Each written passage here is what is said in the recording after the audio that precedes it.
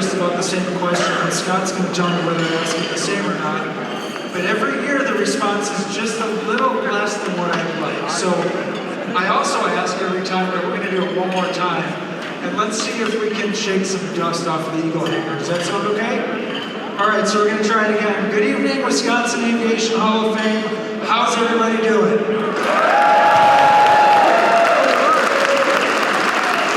Much better. Glad to have you guys here. That was a good Wisconsin welcome. My name is Kurt Stanich. I have the pleasure of serving as the president for this organization. And on behalf of the board of directors, welcome to the Eagle Hangar. What an incredible venue. This is a hangar that was constructed to honor the service and sacrifice of our veterans. And so it's fitting tonight that our special guests presenting the colors of this great nation are none other than the Veterans for the Flag Honor Guard from Milwaukee, led by retired Navy Petty Officer Scott Lawrence. Introducing the color guard and leading us in the Pledge of Allegiance, please welcome another veteran whom you all know, retired Air Force Colonel and 2022 Hall of Fame inductee, and our friend, Mr. Peter Bunce.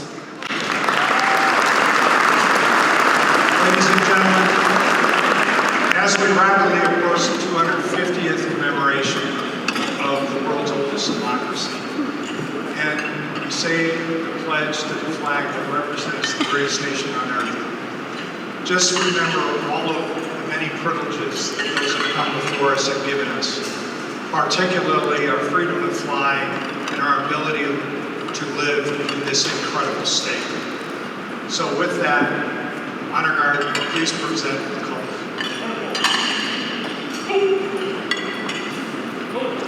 Ladies and gentlemen, please sit.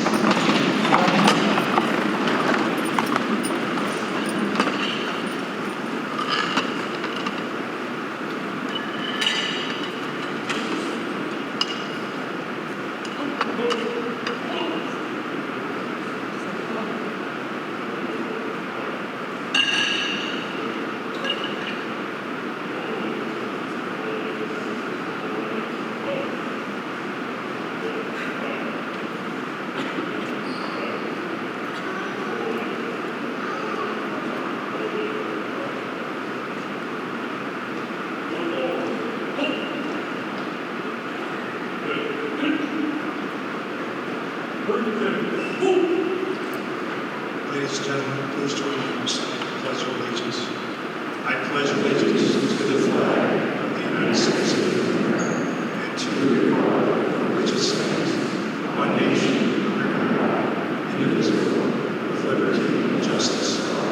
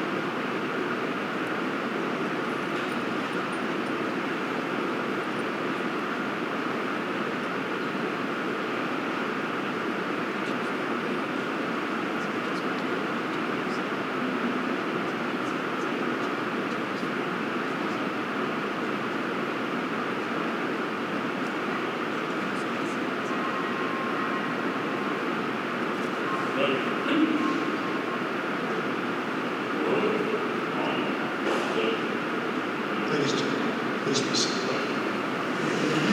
2 years ago, Duran and I began attending what was called the Fellowship of the Wind church service held in the EA chapel just outside this hangar. There we were welcomed by a big smile and a big personality of a local pastor who has served the Lord faithfully as a senior pastor at the Valley Baptist Church in Appleton and as the chair of the governing board of the Mission Aviation Support Association. Now we get the chance to return the favor and welcome him and his wife Pam to our ceremony. To lead us in tonight's invocation, please help me welcome our new friend and our faithful brother in Christ, Pastor Larry Creamer.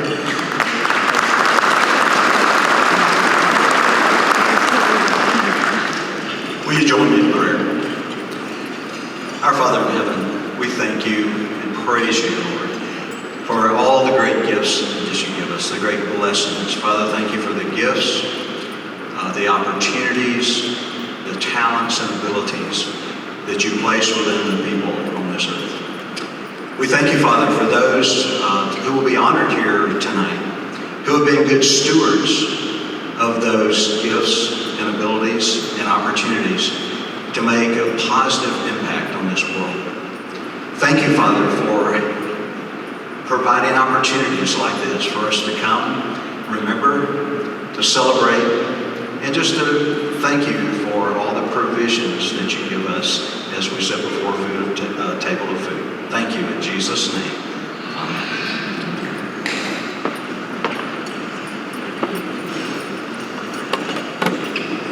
Thank you, Pastor.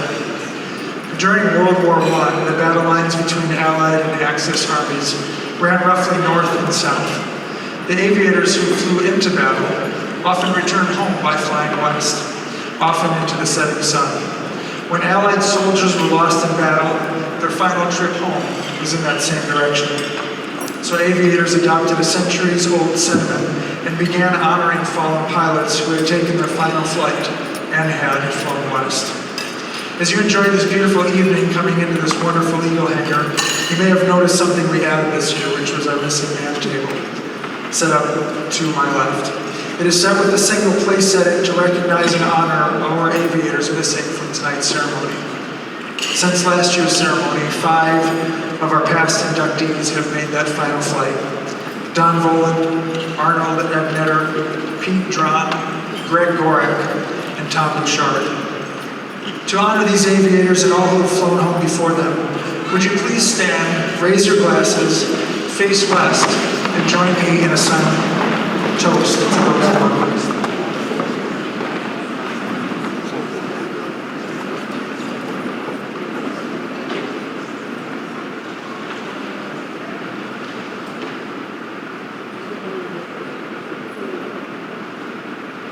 It is my deeply held belief and faith that tells me we will see them all again one day. You may be seated.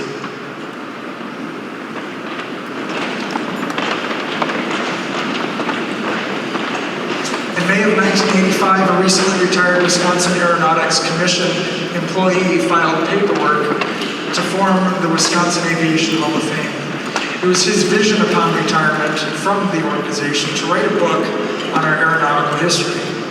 This past May, we gathered to celebrate 40 years since the official incorporation date and the accomplishment of Carl Gell's dream. Unfortunately, Carl flew west before his history book was realized. However, thanks to a gentleman named Michael Gock and a dedicated group of volunteers, that book was eventually published in 1998. And I believe we're honored by Michael's presence here tonight. Michael, if you're here, could you please stand? There he is in the back. Give the gentleman a round of applause, please. Thank you for being here. Over the next 12 months, as we prepare to celebrate the milestone of our 40th annual ceremony, we'll be sharing 40 outstanding stories from the past 40 years, culminating in the biggest and best ceremony we've ever put on. We hope you'll join us on October 10th to see just what we have in store. However, I have good news. Because you're here tonight, you won't have to wait to hear some really amazing stories. We have 17 of our past inductees joining us just off to my right, and I'm going to bring them up to the front of the stage and ask you to welcome them back to the Wisconsin Aviation Hall of Fame. Jeff Baum, Bill Blank, please come on up. Pete Bunce, John Dorsey, Rose Dorsey, Dwayne Essie, Dick Hanusa, Archie Hinkleman, Caroline Jensen, Don Keel, Dan Knudsen, Mike McArdle, Lieutenant General Tad Olstrom, Richard Schmidt, Jeff Skiles, and none other than Jimmy Seikovich. Would you give them all, please, a big round of applause?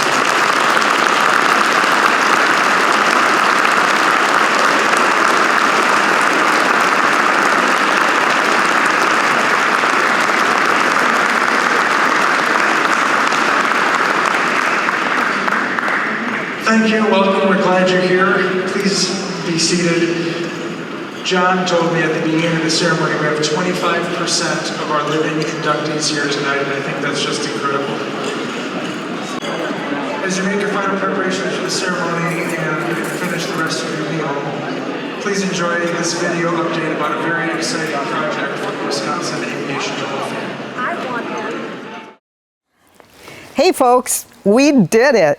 The Leo Cohn collection is now digitized, and we are so excited to share that news with you, and we have you to thank for that. Thank you so much. In 2014, we got a call from Bill Cohn, Leo's son, saying that Leo had passed away and that he wanted to leave his collection of negatives to the Wisconsin Aviation Hall of Fame.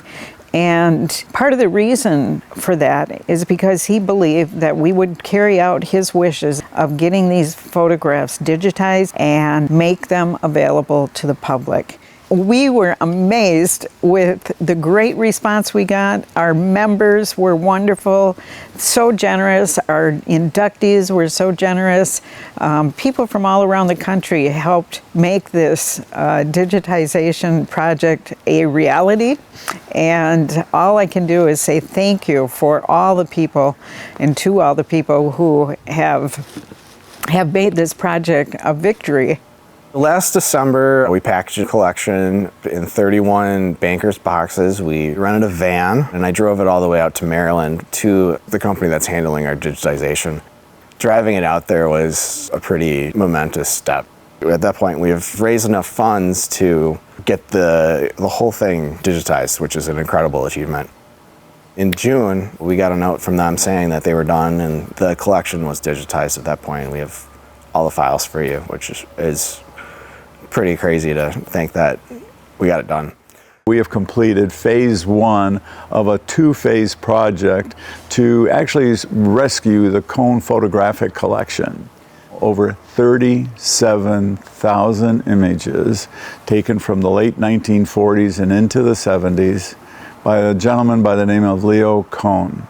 Leo was a photographer out of Milwaukee, and there wasn't an example of an airplane that he didn't take a picture of. And in a lot of cases, numerous pictures. It's amazing though that the photos that Leo shot is on a resolution that what we call rivet level detail. For those of you that are modelers or restorers or just really interested in what did the airplanes of that era look like, we can zoom in with this high resolution photograph and see it down to the minutest detail.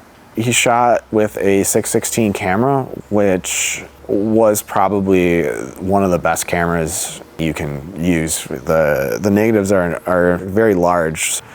The detail captured by those negatives is very, very good. We have extremely high resolution photos. It's about what they can do with those photographs and what they can learn about each airplane, and sometimes what they can learn about the people who owned and flew them. Leo kept such detailed notes on these airplanes, and it's really a great way for people to be able to connect with the airplane and the airplane's history and the people who flew them and the places where they flew to. One woman reached out to us and said, hey, you know, my dad was from Wisconsin. He was an aircraft owner.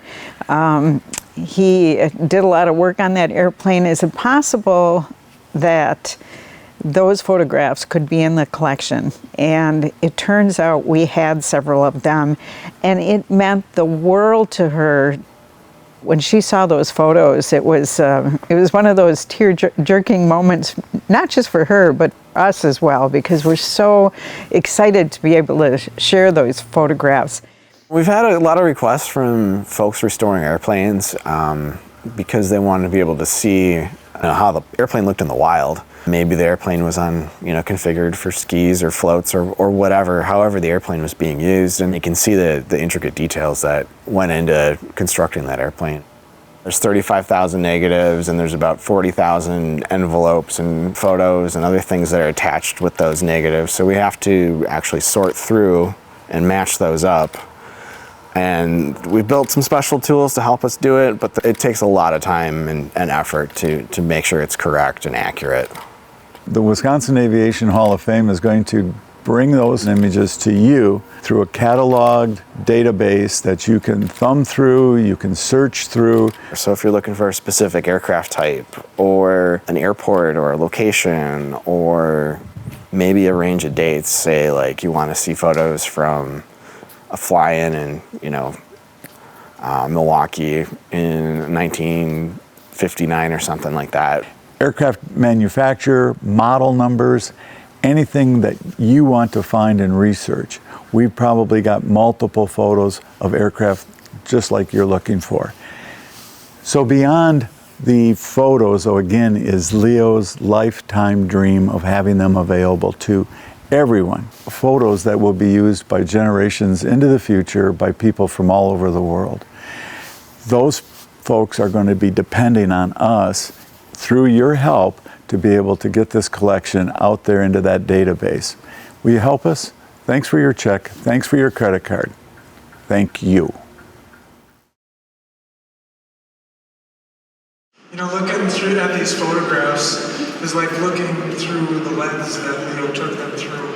It's like stepping back in time, seeing what he saw, experiencing a moment with him. And besides just seeing the world through his lens, though, if you go down to the Couch Aviation Museum in Broadhead, Wisconsin, you can see a recreation of where Leo did his work.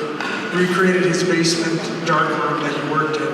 We also recreated his desk that he used as the first official employee of EAA.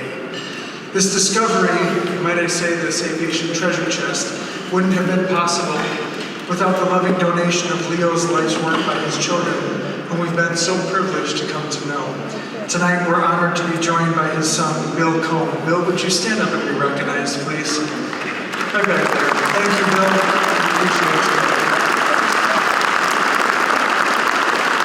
Thank you for trusting us with your dad's passion. As John was saying, our work continues, and we're hoping you all can help us spread the word about this effort. Tonight's silent auction proceed numbers are going to directly benefit the work we're doing for generations to come. We're going to have that number here really shortly on how much was raised, and we thank you for that support. But even if you didn't win a silent auction item, there's still a chance to give. There are envelopes on your table that Rose is just handing out. Now, I don't know if you know this, once you pass Paul's P-51 Mustang, any of the money in your wallet won't work anymore. Credit cards are invalid, that green stuff doesn't work even at Culver's, sorry, Culver. So might as well leave it here. In all seriousness, please, if you have any effort or any desire to help us with this effort, you can fill out that, put your name on it, and drop it with Rose or anybody at the silent auction tables. We really appreciate it. Tonight we're also being live streamed across the world as the best via YouTube and Facebook, thanks to Scott and Kyle in the back. Anybody who is joining us, welcome from the YouTube University out there. However, you're missing a great meal, but you'll get to see all of the great stories. Special thanks to Scott and Kyle, like I said before. They're from Sleeping Dog Productions and also ear-to-ear-tv.com. Before we move into the official ceremony, I have a few people I need to thank who do all the work year-round to make this evening and this organization happen. These individuals have all contributed countless hours, and when your name is called, please stand and be recognized. And if the audience wouldn't mind holding your appreciation for them until the end. Our directors are led by our executive committee, recently elected Vice President Rose Dorsey, Treasurer Colleen Weber, they're both in the back, and also Secretary John Dorsey. John leads our induction selection committee with volunteers Lynn Balderrama, she's back here somewhere, John Helminiak, and board members Jim Zulsdorf and Jimmy Saikovich. Please stand if you're being called. Director Scott Green and his wife Julie, they are our video experts in-house. If you've ever walked in anywhere and wondered what two people are doing in that space, you never wonder with Scott and Julie. They always have all the video stuff on and doing their work. Director Dan Silvers, I think he's in the back somewhere. He's our tech genius, called on to do all the smart guy stuff. He's also the chairman of the Cohen Committee. Director Jill Mann was here earlier, but she had to leave. She's the organizer of our silent auction, organizes the recognition of our inductees, and also serves on the scholarship committee with Joni Vilo. and that committee is led by Director Wynn Williams, Wynn, wherever you are. One more mention from Rose Dorsey, if I may. She's the ribbon that kind of ties this whole organization together. Earlier tonight, someone said, does it bother you that no one's looking for you or wanting to talk to you and everyone wants to talk to Rose? I said, no, that's great. Rose does an amazing job. She's the editor of Forward in Flight, membership chair, constant communicator, party planner with all the heart and passion that motivates us all to succeed. So thank you all for serving. Thank you for your volunteer hours. And please join me in thanking all of those volunteers and board members.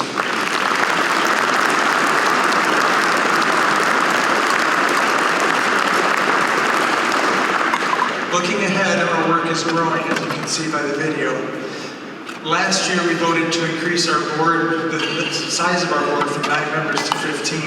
And tonight, we added 3 new board members to our ranks.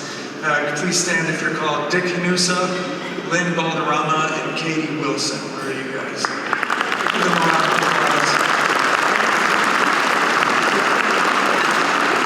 Thank you all for your willingness to serve, your dedication. You are joining an active and passionate group of volunteers. Now get to work. This past year, 2 of our board members decided to no longer continue with the board. Pat Weedman and Henry Peterson, if you are both here, could you come up to the stage, please? I know Henry's here. There's Henry. Is Pat here? Did Pat Weedman make it tonight? No? Well, Henry's been part of our board since 2013, serving many of those years as our secretary. Pat was elected to the board in 2019 and served a dual role as director of the Wisconsin Aviation Hall of Fame and also the Couch Aviation Museum in Broadhead. You've both been such an integral part of our organization, and if you stand right there, I have something for you.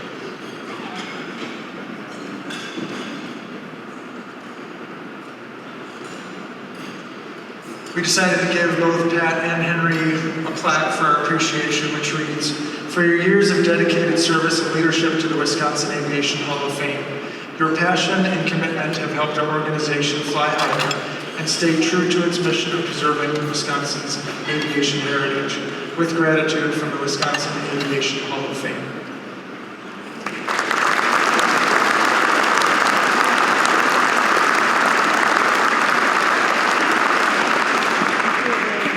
Thank you for sharing your passion. Next, we're going to have Director Wynn Williams come up and talk about our scholarship recipients. We have a robust scholarship program for the Wisconsin Aviation Hall of Fame. I would say that if you know anybody that is interested in pursuing aviation as a career, even as a passion, I think John said earlier today we have 11 available scholarships annually, and we're giving away 10 of those today. So please welcome Wynn Williams.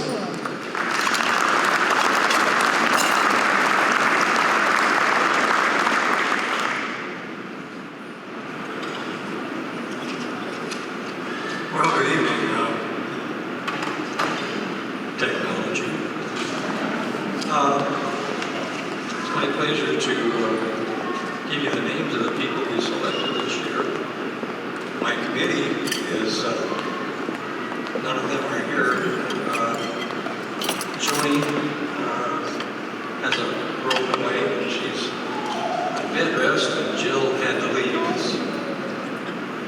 But this year we had $13,000 available, of which we gave away 12 because one scholarship was directed, and the recipient decided to go to a different direction.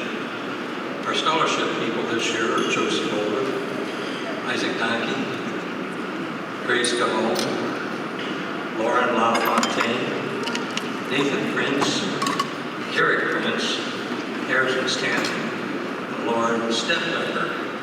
Tonight we're fortunate enough to have Alan Lejo here with us. Alan, if you would, just stand up and be recognized. There's Alan over there.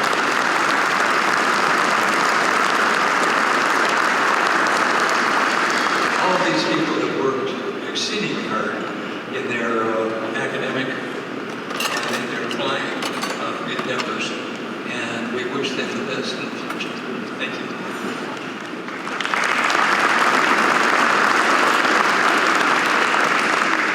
thank you in. Before we get to the moment that you're all here for, I just got the envelope from Rose. Total donations, thanks to all of you as part of the silent auction for the Cohen Foundation, $6,346. Give yourself a round of applause. Thank you very much.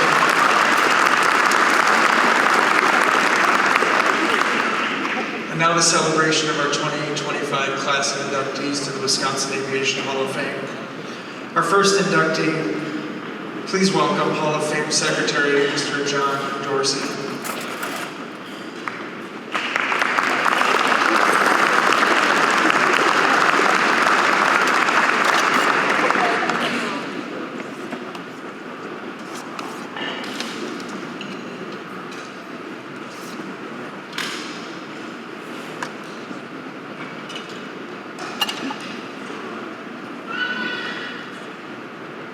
Thank you very much, Kurt. Isn't it been just a great evening so far, and the excitement is just getting started. It's my pleasure to introduce you to a gentleman by the name of Dick Whirling. Before I do, I want to tell you a little bit about growing up in Janesville, which is where Dick Whirling's business really fruited to being the company that it became. And in 1962, I was a 12-year-old kid who used to pedal his bike out to the Rock County Airport. The only problem with that was it was on a major highway, so I had to go across the highway and then backwoods to a strawberry picking place and whatnot, and finally pick my way to the airport. But I always wondered what happened in that blue hangar over there, across the road from the airport. What are they doing over there? Because they certainly couldn't be doing anything with airplanes. Well, it was close. They were doing aviation stuff and more stuff than I ever had an idea of what they were really doing. Until it became a regional expansion from just a little Janesville operation to a regional company that excelled in not only agricultural application by rotorcraft, but by air transport and eventually EMS to become one of the biggest rotorcraft operators in the country. In fact, they flew for Pan Am off the New York skyscrapers to the airport to get people from downtown to JFK. So what an interesting story. Sadly, I'm a little bit 12 years old, and I recognize that story today. But it's with a fond idea of that we get to watch a video about a gentleman by the name of Dick Whirling. Please watch this.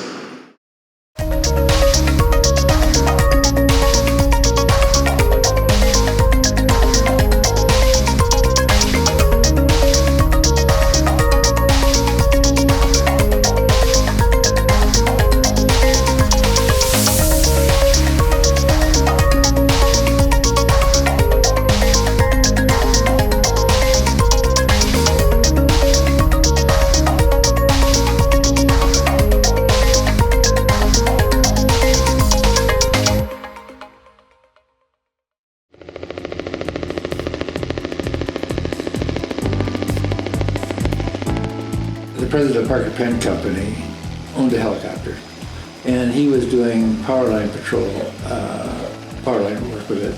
It was not a profitable situation, so he tried to join with another helicopter company from Michigan called Orchard Helicopters, and it was the whole thing was a kind of a financial disaster.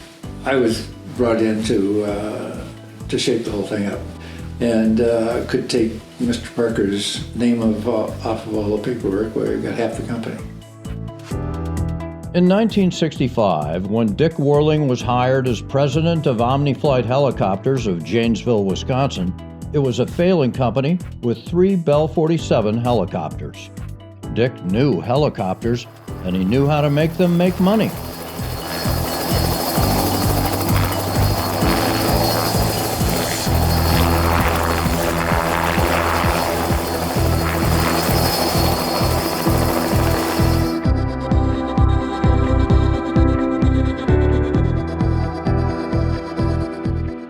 Born in 1932 in Preble County, Indiana, Dick traveled the world before making Fort Atkinson, Wisconsin, his home from 1965 until his death in 2021. The U.S. Army trained him as a helicopter maintenance technician.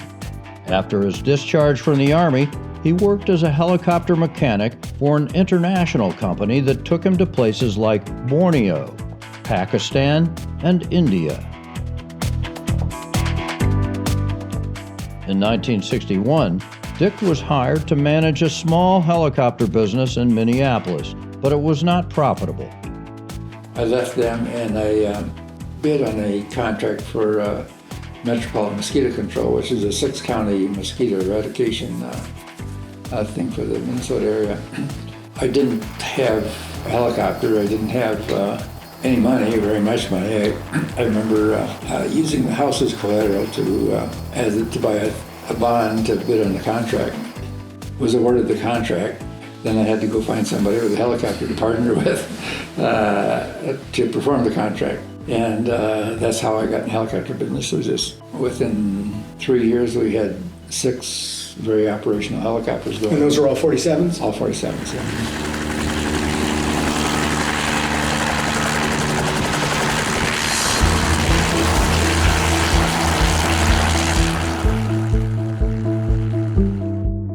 So the company that he's contracted with calls him back to the United States and says, hey, we've got a project that we want you to essentially head up. So there was another company that was trying to mine aluminum in remote New Guinea. Hey, anybody that can get a generator into this remote location will win the job for doing this. So his concept was they would take a balloon, lift the generator, and then once the generator had been lifted and taken most of the weight of the generator, move it with a Bell 47, essentially tow it back there. The balloon project was one of the stories that I heard about in my younger days and saw the pictures, and I just thought it was amazing.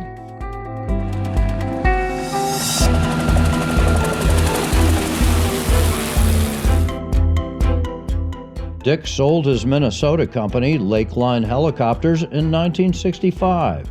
He moved to Janesville to become president and co-owner of OmniFlight Helicopters, based at the Rock County Airport. Under Dick's leadership, the company grew and branched out into new territory. I just gave a friend of mine an old business card from that. We had an operation in Janesville, in Lexington, Kentucky, Corpus Christi, Texas, Baltimore, Maryland, and Teterboro, New York. Dick pioneered new markets and new methods for helicopter use. With Bell Jet Rangers added to the fleet, the company opened new markets for helicopter services in forestry, mining, power utilities, and transportation all over the United States. At that time, we were operating 30-some turbine helicopters in 17 different locations throughout the country. We were flying passengers, first-class passengers from 60th Street Heliport downtown New York to JFK for Pan American. Dick made sure the company never lost its agricultural roots. He designed and flight tested a spray system for helicopters that incorporated a belly-mounted tank, pump, and spray booms. Dick's innovative design was purchased and manufactured by Simplex, a leading supplier of agricultural equipment for helicopters. Everything went well. I went from Janesville as we were becoming more of an international. We were starting to look at World Health Organization, made trips over to Africa. And so I got to see a good bit of Africa. And about 1980, they moved me to Washington, D.C. That's about the time I got misdiagnosed by the Riverside Clinic in Janesville and really put an end to my aviation career. Unfortunately, medical issues required Dick to retire, but he eventually regained his license and continued to fly helicopters for the Wisconsin Department of Natural Resources.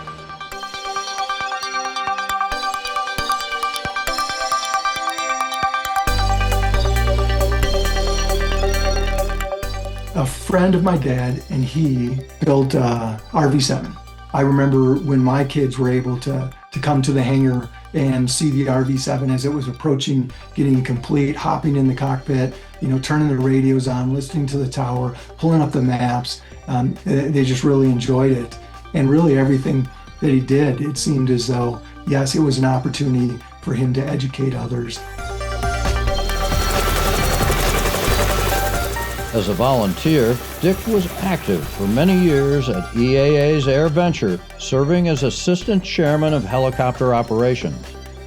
In 50 years of flying and maintaining helicopters, Dick logged more than 4,500 hours.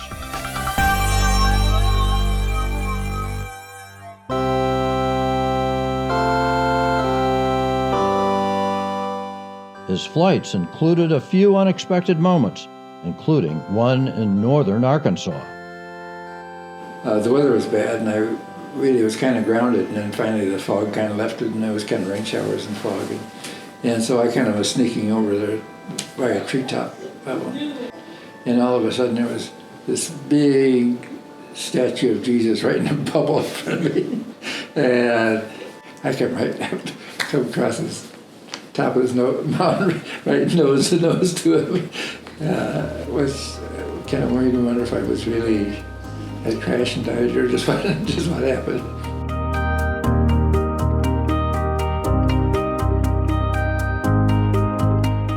Hundreds of pilots, mechanics, and avionics technicians started and built their careers under Dick Whirling's guidance at Omniflight Helicopters. After his retirement, he continued to be a friend and mentor to the helicopter community.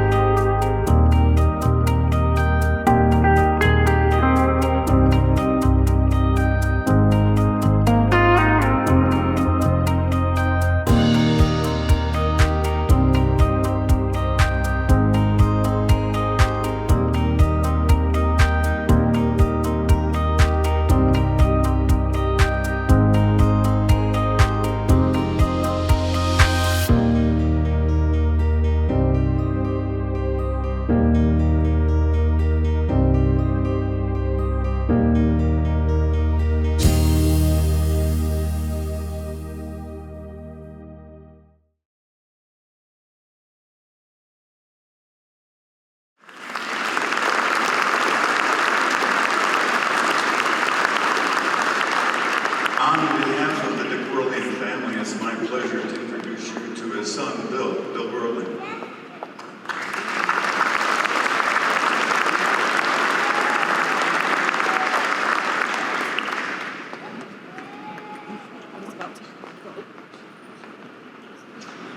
Well, it's wonderful to be back in Oshkosh. Lots of amazing childhood aviation memories for me. I ran around here as a kid quite a bit. I'm accepting this from my father, and I want to start by sending a heartfelt thank you out to the Wisconsin Aviation Hall of Fame. What a wonderful organization. I also want to thank those that were involved with the process in nominating my father for this incredible award. Both my parents have passed. Anyone who has lost a loved one knows that there are places that they can go to feel closer to those loved ones. For me, anything associated with aviation helps me feel closer. Every hangar I walk into has that same hangar smell. That smell helps me feel closer to my parents. Being here tonight definitely helps me feel closer. I know tonight that my mom and dad are here with us, not only in spirit, but also in the hearts and minds of those that know and love him. What would my father say if he was standing here instead of me? I think he would start by saying thank you to his amazing wife, Barb Whirling, who supported him through all his endeavors. Nothing that they did as individuals or accomplished as individuals could have been done without the support of the other. They were truly a team. For me, tonight, this award honors them both. Of course, he would say thank you to the Hall of Fame, as well as those that supported him throughout his life, friends and family. He is truly honored to be receiving this award. One thing that he really cherished was community, particularly the aviation community. He felt the aviation community was filled with dreamers, achievers, problem solvers, lifelong learners, and those that would freely and willingly pass on the knowledge that they possess to anyone that was interested, essentially teachers. These characteristics epitomize the aviation community, and my dad fit in well. He was a part of that community for his entire adult life. So finally I say to all of you, thank you for being the amazing aviation community that my mom and dad loved and cherished. And from the bottom of my heart, I should say the bottom of our hearts, my sister and I, thank you for honoring our father.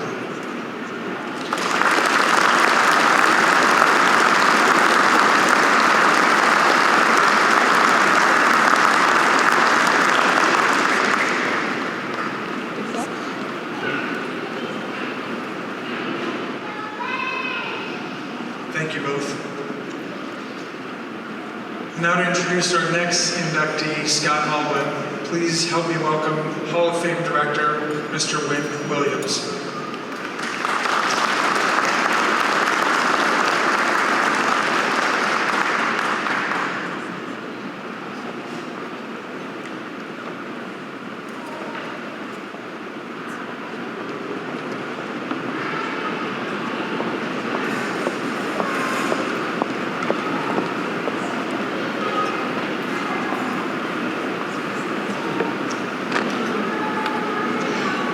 Good evening.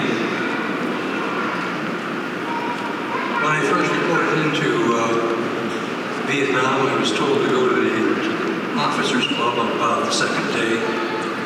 The celebration was two of our people had been pulled out of the jungle, and we were celebrating that along with two Army helicopter pilots who got them out. That was the first time I heard the term dust off.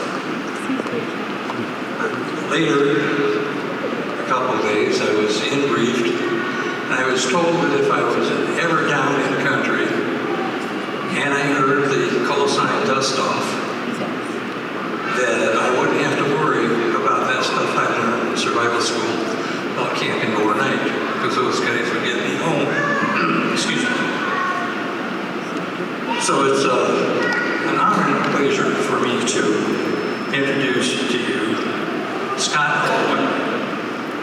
He had 5 tours in Vietnam and was probably the premier dust-off pilot there. So if you would watch with me the video there and get to know this remarkable man.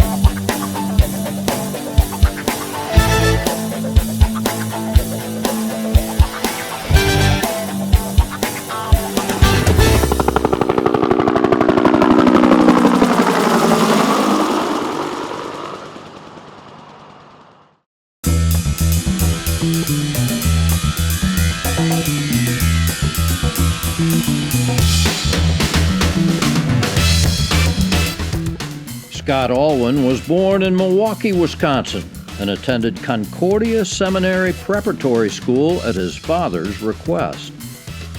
It wasn't the career he wanted to pursue, so he returned home and finished high school in Fort Atkinson. I remember Scott, we had a big old wood potbelly stove, and it would be very, very cold. And Scott would be in the middle of the night laying down by the big fire to make sure that it continued heat the house during the night. because in the morning sometimes my sister's diapers would be frozen.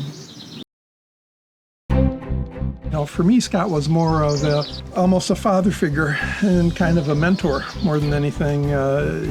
My favorite story is when he came home and took me, I had the All-Star baseball game, and he took me to lunch at Pappy's beforehand and brought me a beautiful lunch of beef stew. And then we walked to the park in the 90-degree heat. And when they finally said, yeah, we better put Alwyn in here to pitch, I was so excited and so heat stroked that I went and threw up in the garbage can. And then Scott walked me home. We grew up with an ethic that you weren't here just to take up space and breathe air. You had a job to do. You were responsible for making this world a better place when you left. That's how Mom and Dad raised us.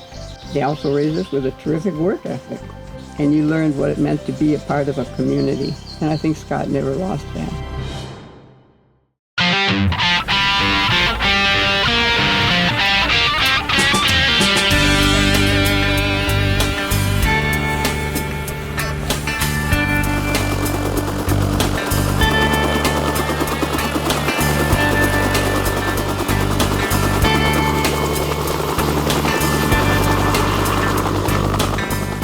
When Scott first got to Vietnam, all the pilots start out in slicks. And you have to be invited to go to the guns. And he was invited to go to the guns, and he refused. But what he really had wanted to do was to do the medical evacuation, which was commonly called the dust-off. Alwyn served as a helicopter pilot in the 145th Combat Aviation Battalion, 68th Assault Helicopter Company, flying the Bell UH-1 Huey helicopter. Scott was never one for self-aggrandizement, and quite frankly, it's kind of amazing to us that to have learned what it was he accomplished, because he was never the one who told us. He accrued more air medals than any other aviator in military history. The dispute is whether or not all of his air medals were recorded on his DD-214s, showing the award of 136 air medals, which is the record. His battalion records say he earned over 207. Captain Alwyn amassed an extraordinary total of more than 5,000 hours. He was also awarded the Distinguished Flying Cross, the Silver Star, and multiple Bronze Stars and Purple Hearts. The North Vietnamese put a price on his head higher than any other American pilot. I mean, the guys that he flew with thought of him as a consummate pilot. They thought of him as a hero. They thought of him as a leader. But it was just who Scott was. Like many of the pilots in his squadron, Scott Alwyn routinely flew more missions than he was required or even allowed to fly. Because according to the rules, you weren't supposed to do all those back-to-back missions. But the guys said that very often, instead of flying 30 or 40 hours a week, they were flying 70 or 80 hours a week.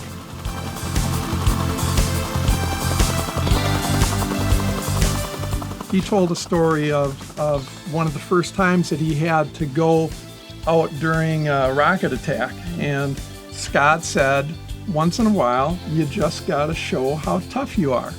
And they apparently had these huge cockroaches.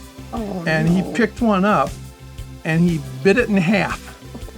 And his men were like super impressed. They thought, oh my God, this guy is, he's all that and something more, But he said, I could feel that moving in my stomach for the next 3 days. During Scott's first tour in Vietnam, he invented the auto rotation maneuver to counteract tail rotor and engine failure. It remains standard training for all helicopter pilots and continues to save lives to this day. My sister and I were standing at the breakfast bar at the reunion, So a gentleman was about to tell us a story about Scott, and he said, we don't tell this to everybody. Everybody thought Scott was kind of a hotshot pilot, and we all really thought he was outstanding, but he took a lot of risks that other pilots didn't often take. But we got a new XO, and this XO didn't have any aviation background, and we didn't know how the guy got his job, but he got it. And he began to review the records, and he saw, well, Alwyn's got a few crashes here. And he called Scott in and said, listen, you've just got one too many crashes. If you have another one, you're going to be out of here. And Scott kind of took that under advisement, and 2 weeks later or so, they went out on a mission. They got badly shot up, and on the way back in, couldn't quite nurse her home to the base, and she went down and crashed. But true to his word, the XO called him in and said, that's it, you're out of here. And he took away his wings. And that night, every single pilot and co-pilot in the 68th walked into that guy's office and took off their own wings and said, if Alwyn doesn't fly, we don't fly. And the guy said, I'll court-martial you. And they replied, go right ahead. Then you try and explain to your bosses why no missions are taking off tomorrow morning. And so the XO relented, and he gave Scott back his wings. But the guy said, I just wanted to tell you this so that you understand how much your brother meant to us. We were literally willing to put our lives and careers on the line for your brother. But this combat warrior and consummate professional, whose final call sign was the Grim Reaper, was a preacher's kid who didn't smoke or drink, wasn't particularly tolerant of cursing, and demanded that women working on the base be treated with courtesy and respect. There he met Tess, a 17-year-old Vietnamese woman who worked at the officers' club. He would later bring her home to the States, marry her, and have 2 remarkable children.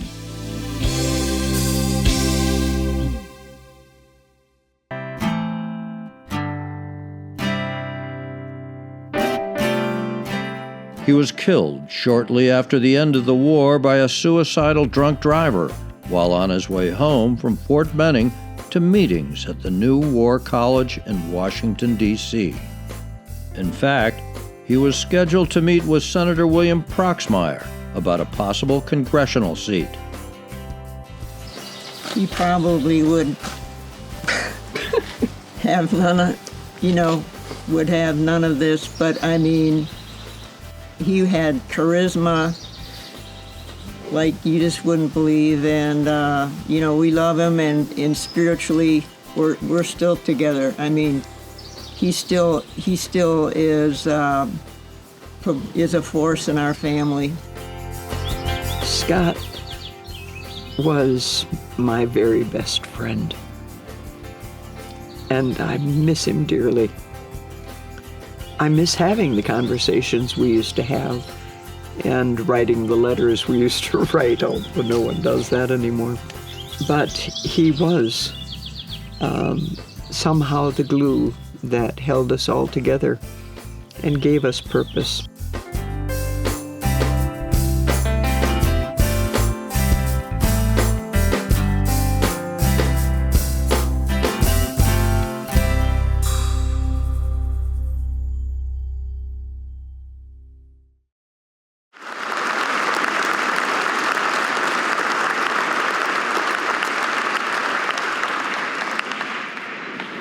Ladies and gentlemen, please join me in welcoming 2 of Scott's sisters who are representing his family, Penelope Elwin and Pamela Fullerton.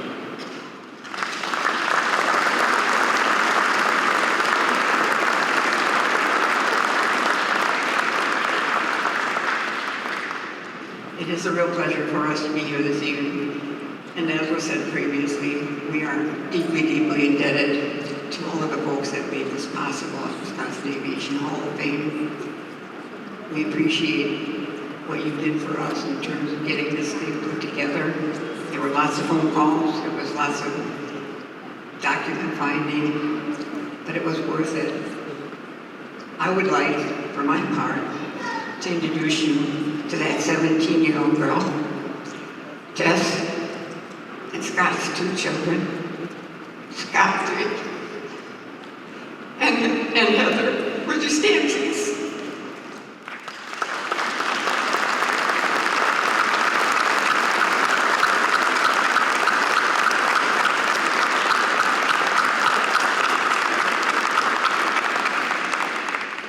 One other thing.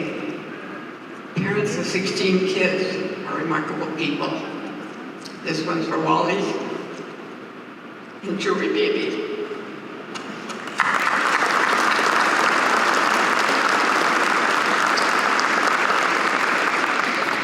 We actually didn't know we were going to be speaking this evening, so I must take this opportunity, as Penny did, to thank all of those at the Aviation Hall of Fame for allowing us to be present during this honor to our beloved brother Scott. It came about because EAA offered me the opportunity to write an article in Warbirds, and apparently a wonderful gentleman came to Kurt and some of the other members and said, "Hey, we got to do something about it. This guy looks like the real deal." And believe me, he was.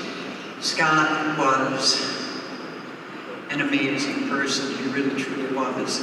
All the time that he was in Vietnam, he wrote hundreds of letters which have become the basis for the documentary that we are proud to say will be the featured film for Milwaukee PBS this Veterans Day, November 11th, co-produced by the lovely Susan Reeds, a wonderful documentarian from Wisconsin.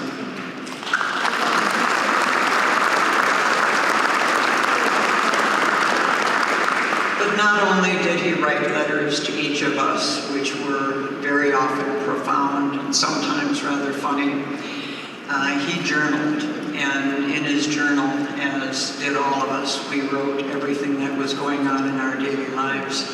And his journals are very esoteric in a way. I mean, they include everything from lines from his favorite lullaby that he remembered his mother singing to him, "Sweetest little fellow everybody knows, don't know what to call you, but you're mighty like a rose," which is a line on his tombstone. And one of the other things this preacher's kid wrote down in one of his journals was his favorite Bible passage. And I don't know whether it's just coincidence or fate that he spent his entire career in Vietnam in the 6-8 Assault Helicopter Company, the 68th Assault Helicopter Company, because the verse that he wrote down was Isaiah 6:8. Then I heard the voice of the Lord saying, "Whom shall I send? Who will go for us?" Then spake I, saying, "Here am I, Lord, send me." And I truly, truly believe that that is what all heroes say, and that is what all heroes do. Thank you very much.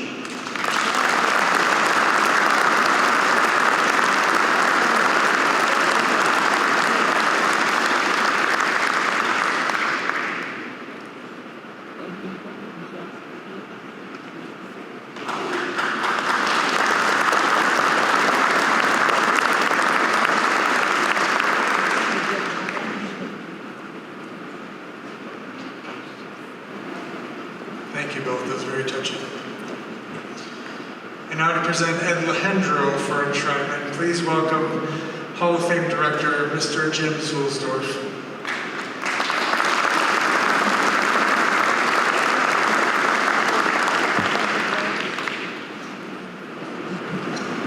Good evening.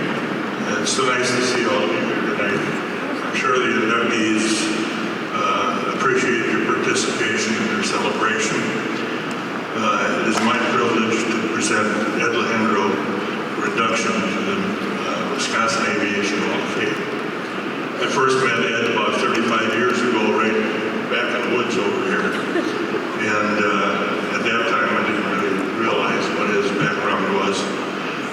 much he was involved in aviation, or how many chapters he would add to that in the future. And as you'll see in this video, his work and influence has set the stage to have a multifaceted career that has led to us here today. So let's watch the video. Just give her a real good snap. She should go. It's still hot.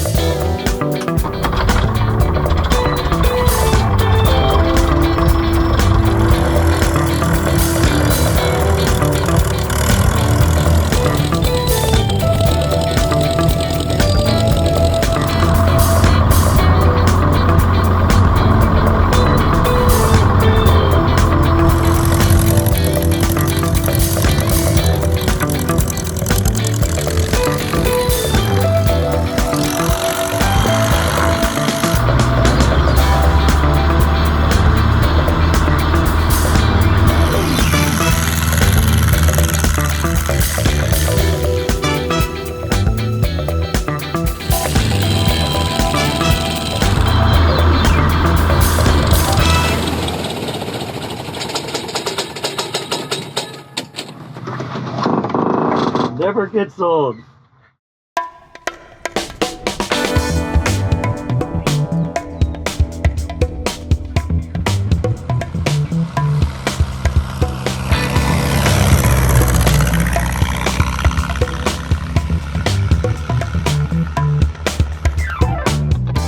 When Ed Alejandro was 12 years old, his father, an A&P mechanic, bought an Aranca Champ project. Well, that airplane obviously means a lot to me. My dad's name is all through the logbooks. One Sunday morning, he saw in the Washington Post Sunday morning, Aranca Champ project, $800. And what it was, we had to go to 5 different places to get it. Their wings were in like a loft in the garage in the Sunoco station, and the tail feathers were in Maryland, and it was a project. But as a 12-year-old, I was so excited, you know. And so we spent every Saturday and any other day that we had off scraping paint or repairing whatever, or covering, or whatever he had to do. And if you knew my dad, he was the guy that, when I was a kid, we were always in the basement making balsa wood models. I mean, just covering. And he would do a red pen and then a pencil, and the pencil I had to sand off up to the red part. And eventually we made unbelievable models. But we always had airplanes in the house as a kid. We had a 172 scale airport in our game room. And, you know, I would fly those airplanes around that airport. Not only was I flying that broomstick, but this is before the broomstick. We were flying these 172 models that we built. I probably built a couple dozen Stearmans and then hand-carved PT-19s and whatnot.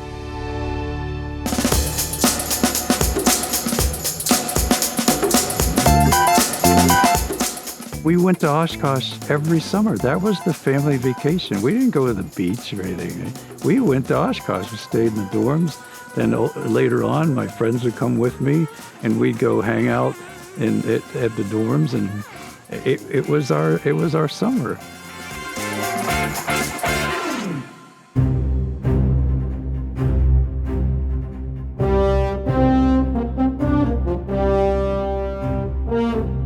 After high school, Ed joined the U.S. Army and was trained as a Chinook helicopter mechanic.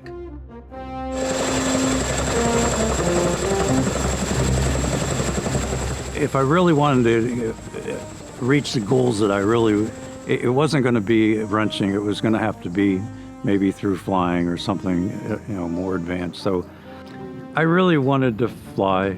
It didn't really matter. It didn't really have to be the airlines. But I loved it too much, and that love has never left me. Just last night, I'm flying back and going, it never gets old. and you never get enough.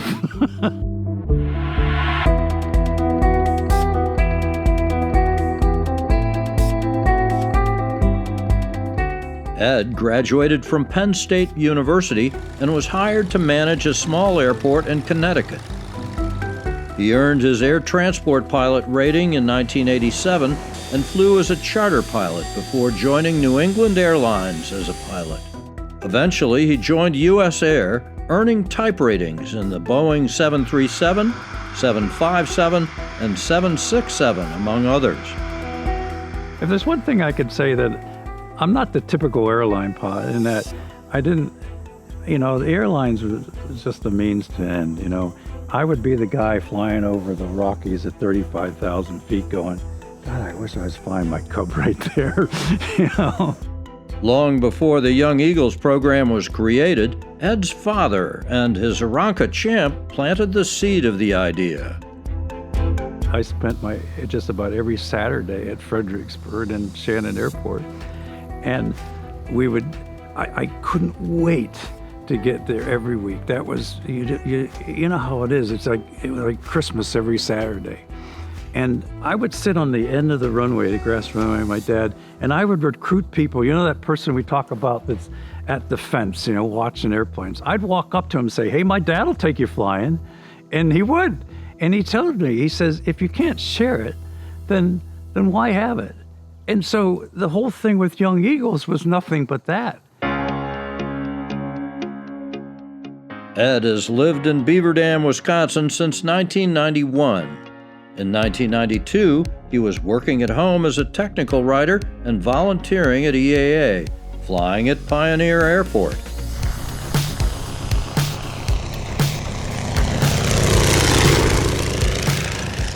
I'd gotten wind that there was talk amongst the executive that they really wanted to get kids involved, youth involved in the EAA. They were looking at their membership, their aging membership. And so I wrote Tom Poberizny a letter and said, Tom, the best way to get kids involved is give them a ride. And next day, I got this call from this secretary of Greg Anderson. I'm like, who's Greg Anderson? Okay. And so I figured they wanted to talk about this letter that I sent to Tom. And so I show up and we start talking. 5 minutes into the conversation, I'm like, this is a job interview. It's like, okay, tell me what you're thinking. And that really was the impetus. That's what started my journey with Young Eagles.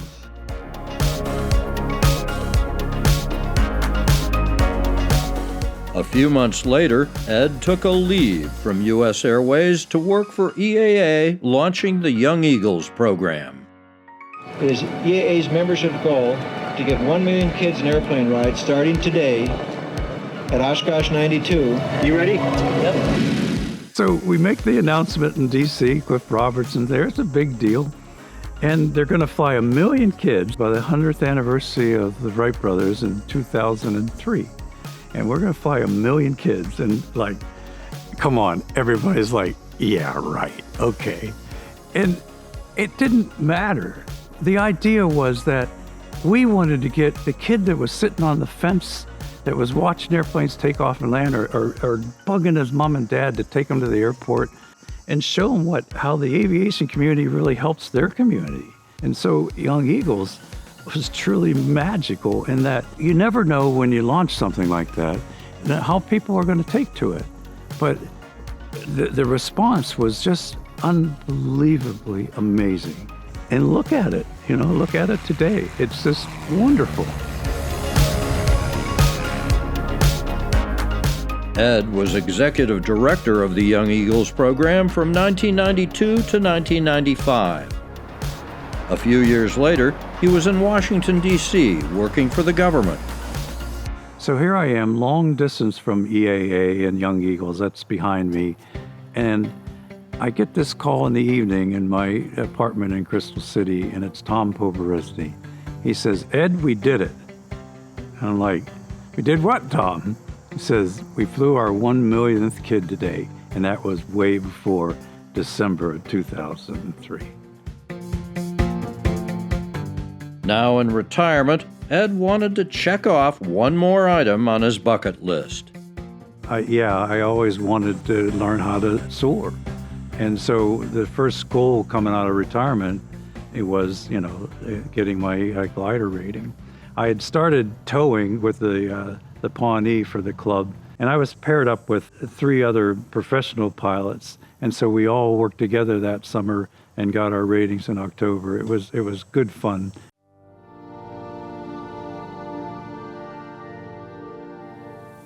It's hard to put into words how a young boy from Virginia would come to Wisconsin in Oshkosh of '72. And it was my dad's big thing. He used to call it his Christmas. And he'd been coming to Rockford. And so finally, it was my turn in '72 as a 12-year-old to come. And Wisconsin changed me. It changed me in a lot of ways.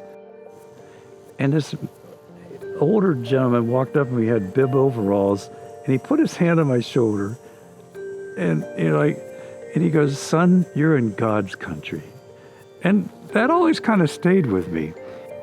Yeah, it's like, I've been to all 50 states, and people will ask me, "What's your favorite?" I say, Wisconsin.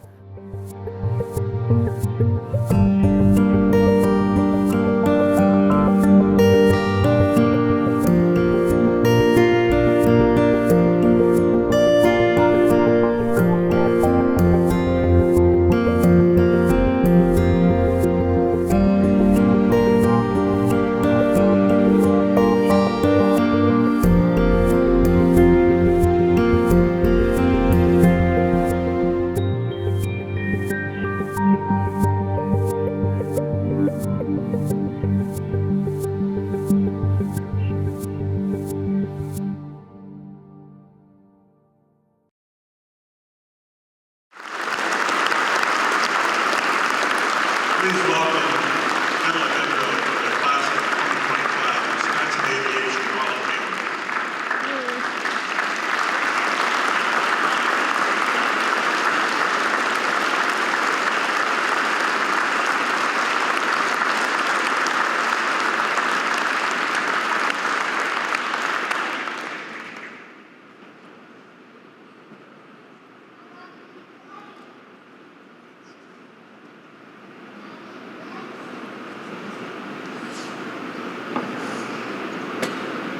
What a trip.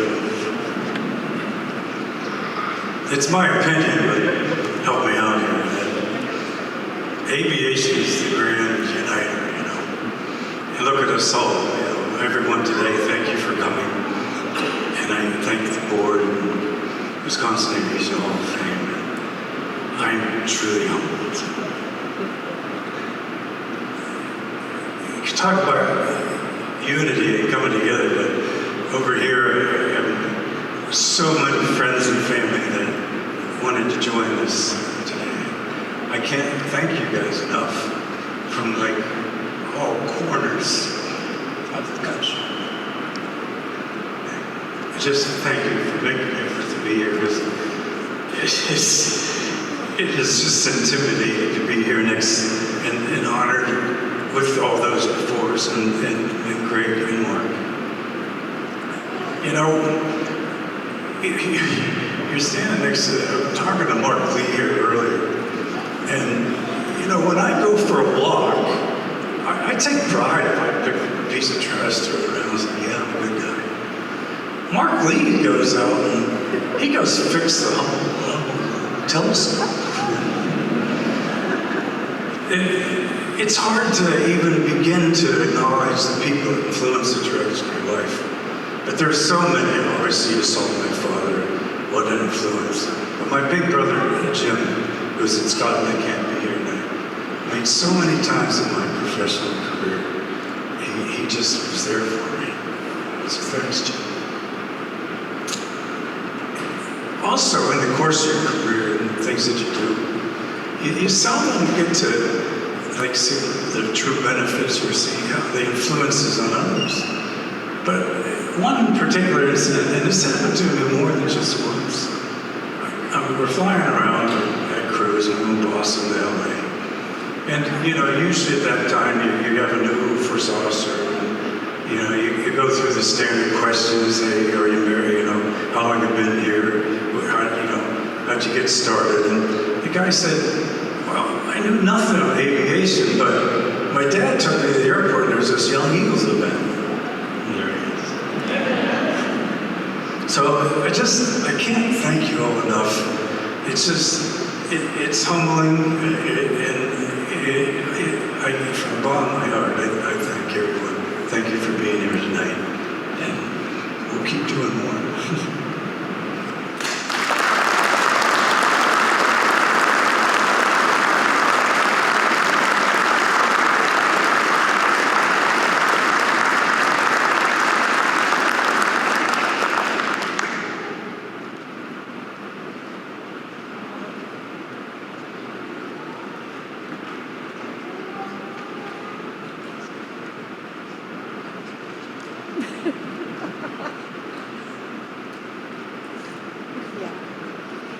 And if that doesn't make you love aviation, I don't know what will. So I get to introduce our next inductee. Before this ceremony every year, I have a small personal tradition. I go to the chapel just outside this hangar. I park there and take a thoughtful solo walk on the gravel path that leads up to the top of Compass Hill. Along the way, etched in granite along the pathway, are the milestones of EAA from its founding to when it moved to Oshkosh, to visits by special aircraft, and milestones by the members. And as you round the back of Compass Hill and start heading towards the west, you start to see the statues that you're going towards. It's of a young man, a little boy, Spear of St. Louis in his hand, about ready to make it fly.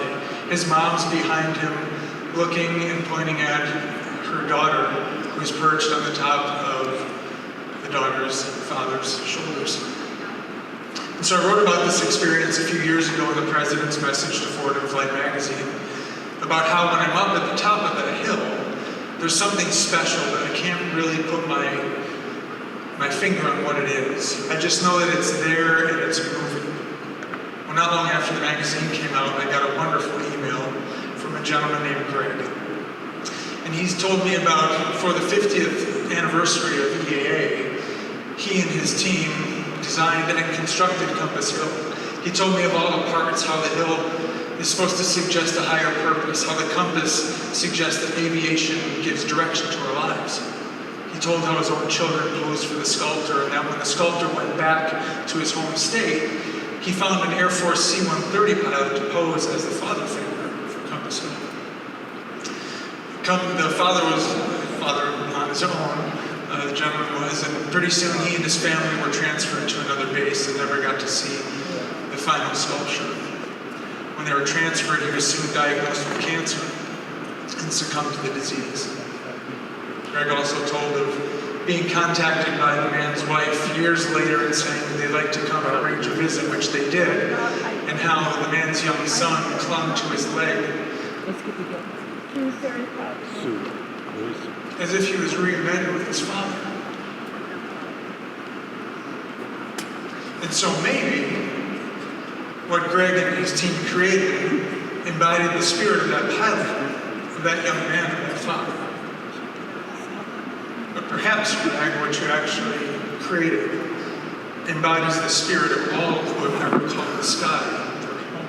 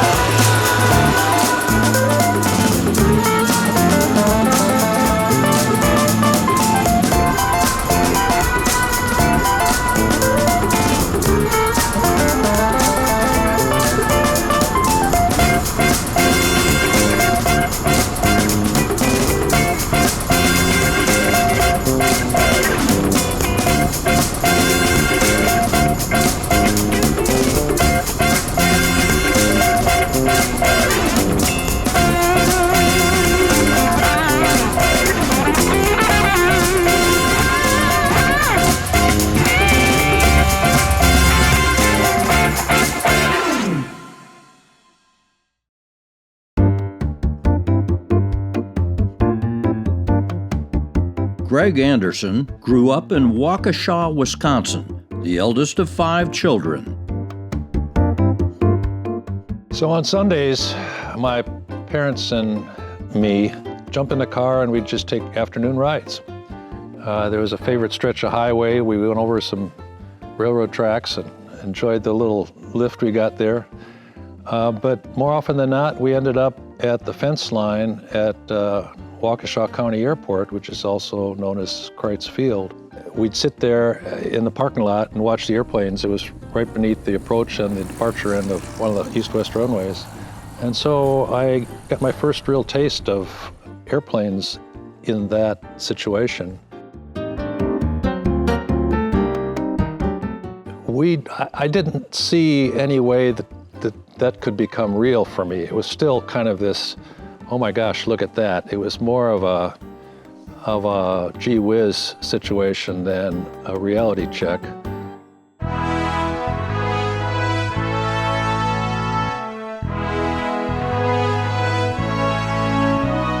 And basically it was 1966 when we took a car ride and we went through Colorado and stopped to see the Air Force Academy. This whole idea of some service in the public sphere was a part of me. And all of a sudden I was thinking at the Academy, maybe there's a way to combine the public interest that I had in service with this curiosity that I had about flying.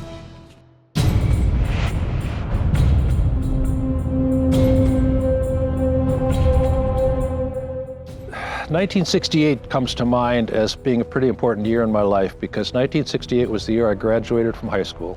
3 weeks later, I had to be at the Air Force Academy in this basic cadet beast summer, we called it.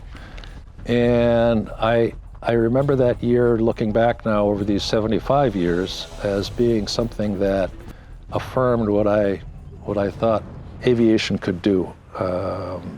Space and aviation together, and how to behave down here and make the most of what we have.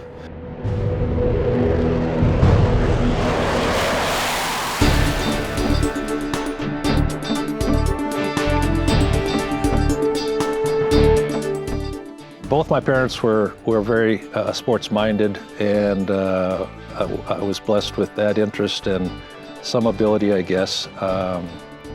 But I got a lot out of it, and it oddly enough, that turned out to be an attraction. The Air Force Academy was interested in me as a basketball player as well.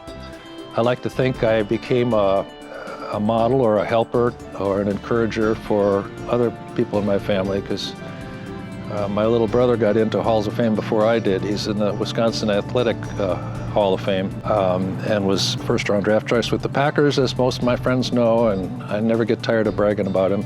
So yeah, we've had an athletic family, and the two kind of things went hand in hand.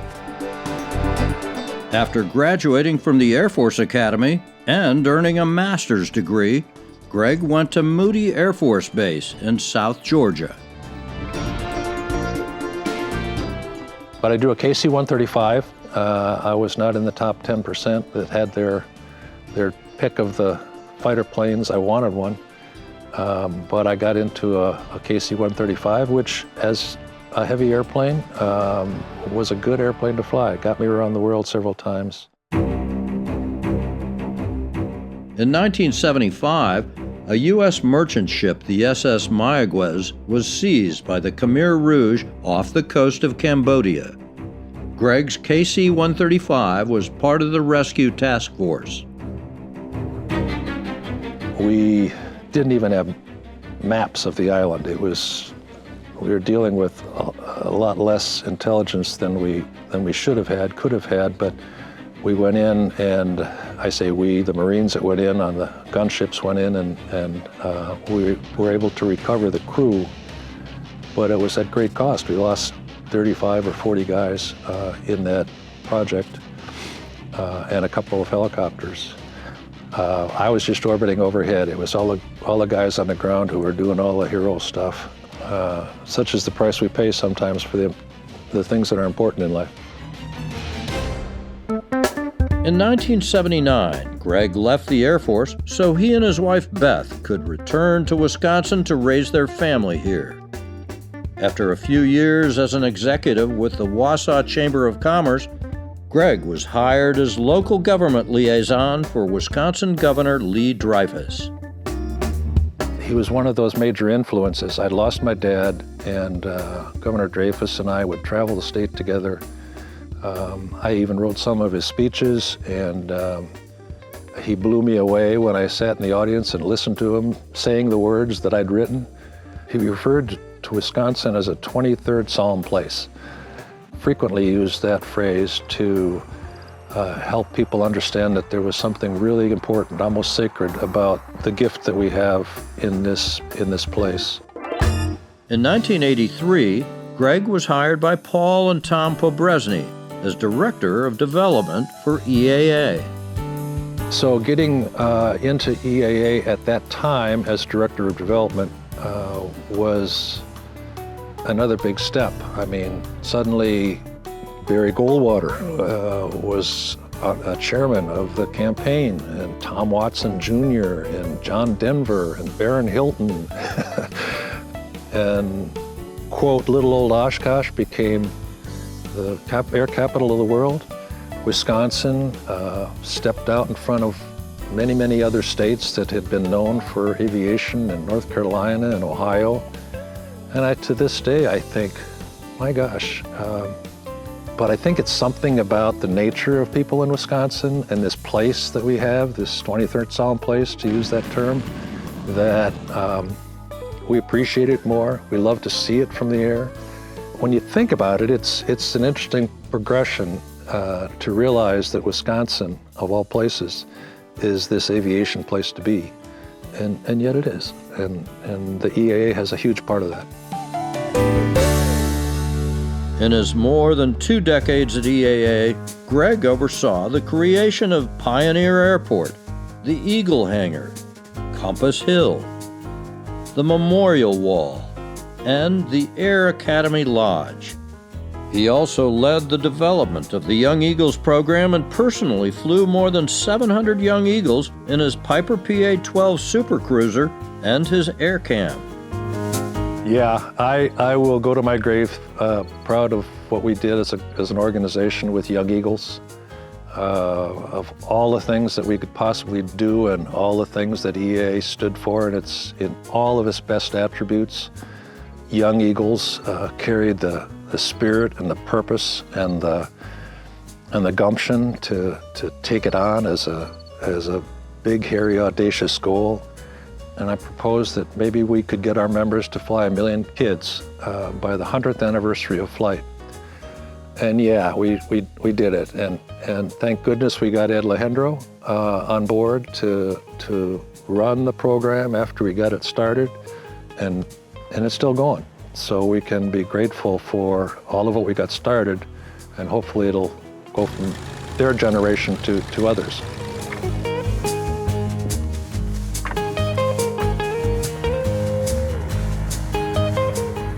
I think pilots have this perspective of faith. Whether they realize it or think about it that way is another thing. But there's a famous book that came out, you know it, God is my co-pilot. And I came to realize that God is not my co-pilot. I am his co-pilot. And I think if we think about it that way as aviators, that we can do a lot with this airplane, but we can't do a lot necessarily with this world unless we're a team to model to the rest of the world. The world will be a lot better off.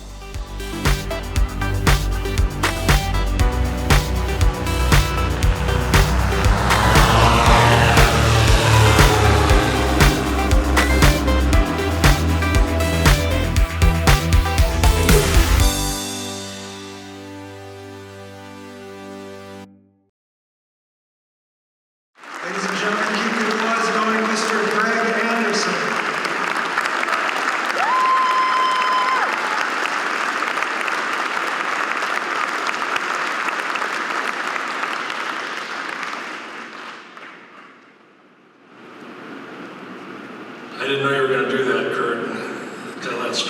so many, but thank you, and thank you all.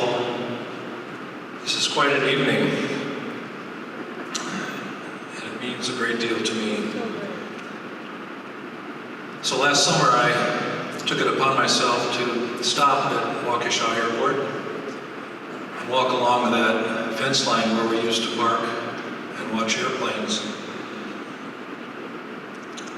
I was in a pensive mood, and I came to realize that old saying rings true, that a mile of highway will take you a mile, but a mile of runway will take you anywhere.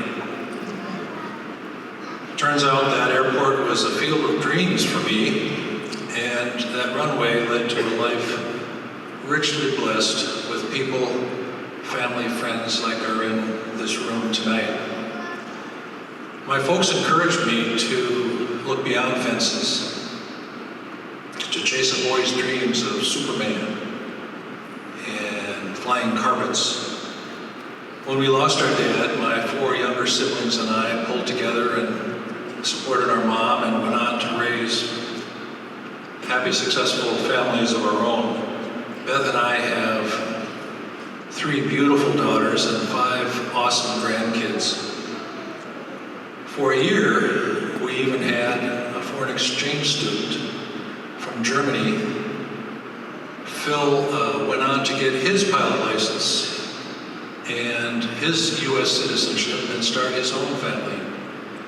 And tonight they are all brothers, sisters, kids, grandkids. My last remaining uncle and Phil are here with us. So ladies and gentlemen, the Anderson clan is in the house. Thank you, guys. Love you all. Tonight's a full circle moment for me. As aviators, we plan and fly from A to B to C, but it's always so good to get home. For me, the heart of that home, the heart of that full circle is this place and the people that I worked with here. It was a dream team of people, led of course by Paul and Tom Oberesny. When we opened this place in July of 1983, the 30th, I remember the day because it was our wedding anniversary, the first of 21 wedding anniversaries in a row that became eclipsed by the EAA flying. But if truth be told, wink wink, I wouldn't tell my wife this, EAA flying's always helped me remember when my anniversary was rolling around. EAA was 30 years old in 1983, and we went on through the 80s to develop Pioneer Airport, 50 years away from the golden age of aviation. In 1989, we opened this place on the 50th anniversary of the eve of World War II. So anniversaries were a thing with EAA. But the biggest was still out there.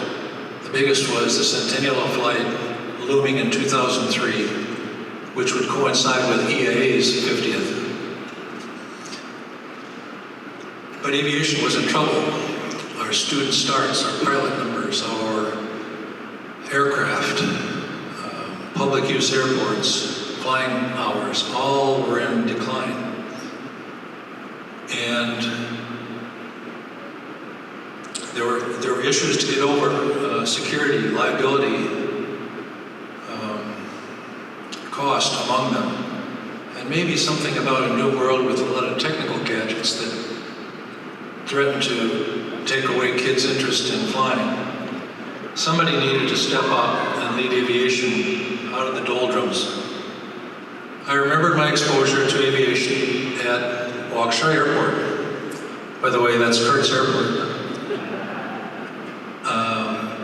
And a survey from EA members affirmed the fact that if we start with kids at a young age to give them that exposure, that can be a long-term answer for a long-term challenge. So I wrote a 2-page memo to Tom, compiling the results of our survey and recommending to him that we commit this organization to fly 1 million kids by 2003. I remember going into Tom's office to talk about that. Fortunately, he didn't fall off his chair, but he could have, because 1 million kids is the equivalent of 10 kids per public school across America. 200 kids per public use airport in this country, and 10 times the number of EA members that we had at the time. But Tom embraced the idea with enthusiasm, and he put me in charge of developing the staff team that would develop what became the Young Eagles program. It was an all-consuming project. Our first fly-in rally, we called them, was down in EA's first fly-in site, Timmerman Field in Milwaukee. I remember even now flying with 2 African-American girls from a nearby neighborhood. They were nervous, they had excitement as we taxied out. I remember their high-pitched giggles as we rolled down the runway.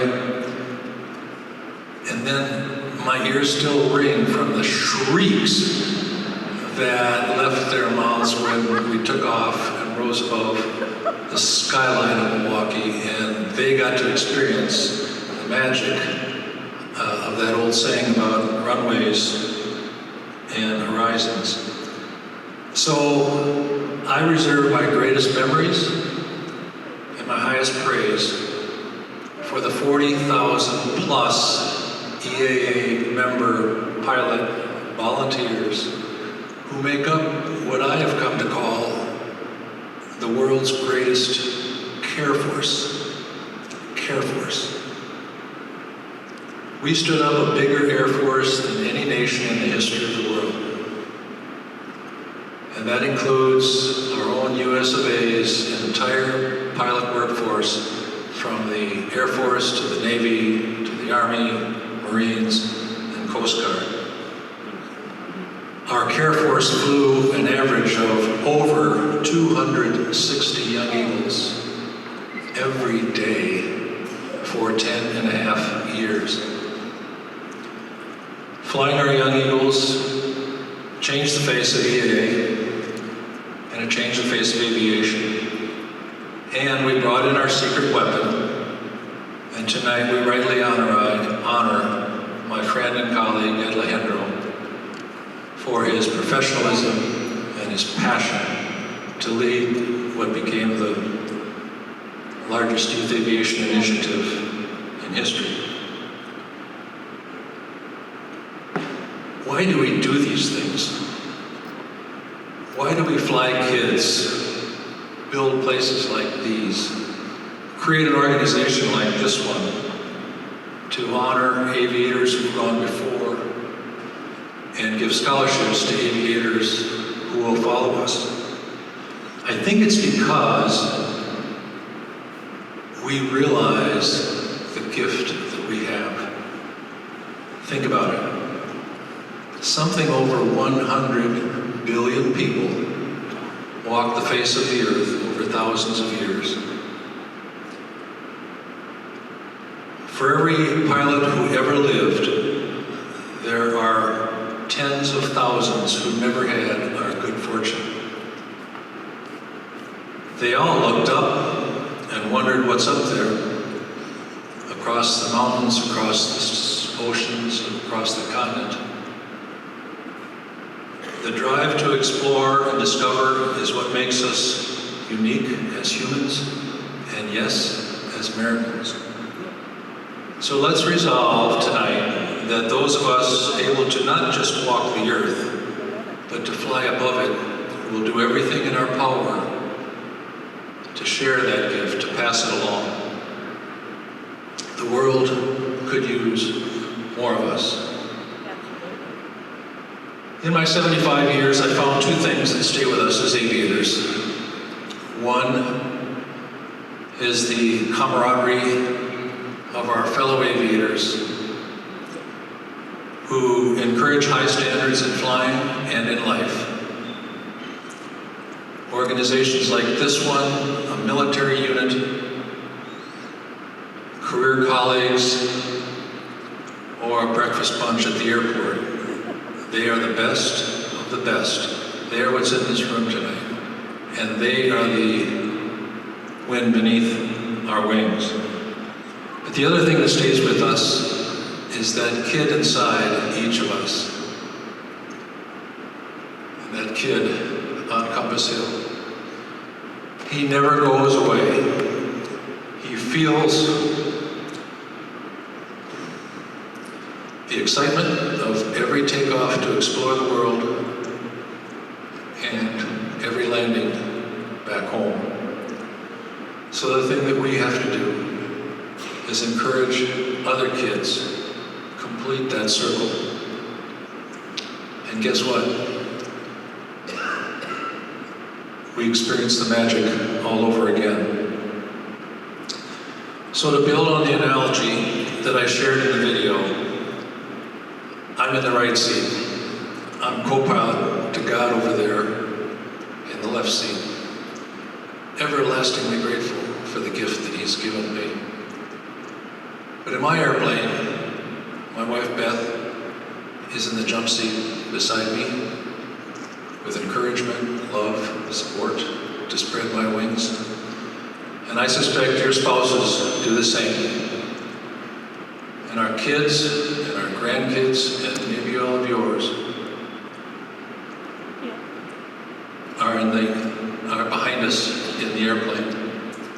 They're excited. They're looking to us for inspiration. And they're looking for us to safely get them home. Thank you for this honor. I hope to be worthy of it.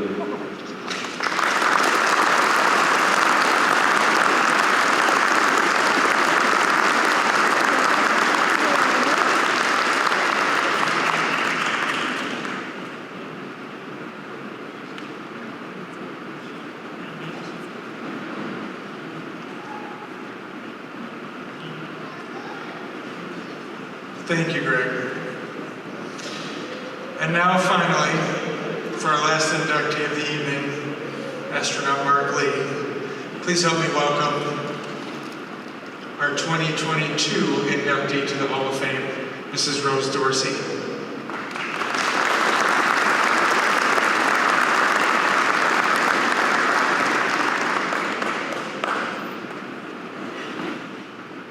Good evening, ladies and gentlemen.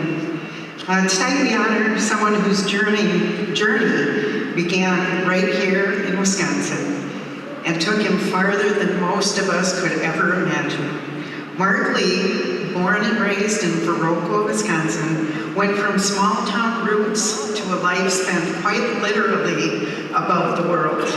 After graduating from the U.S. Air Force Academy and earning a master's at MIT, Mark served as an Air Force F-16 pilot before being selected by NASA in 1984. Over the years, he flew on 4 space shuttle missions, spending more than 32 days in space.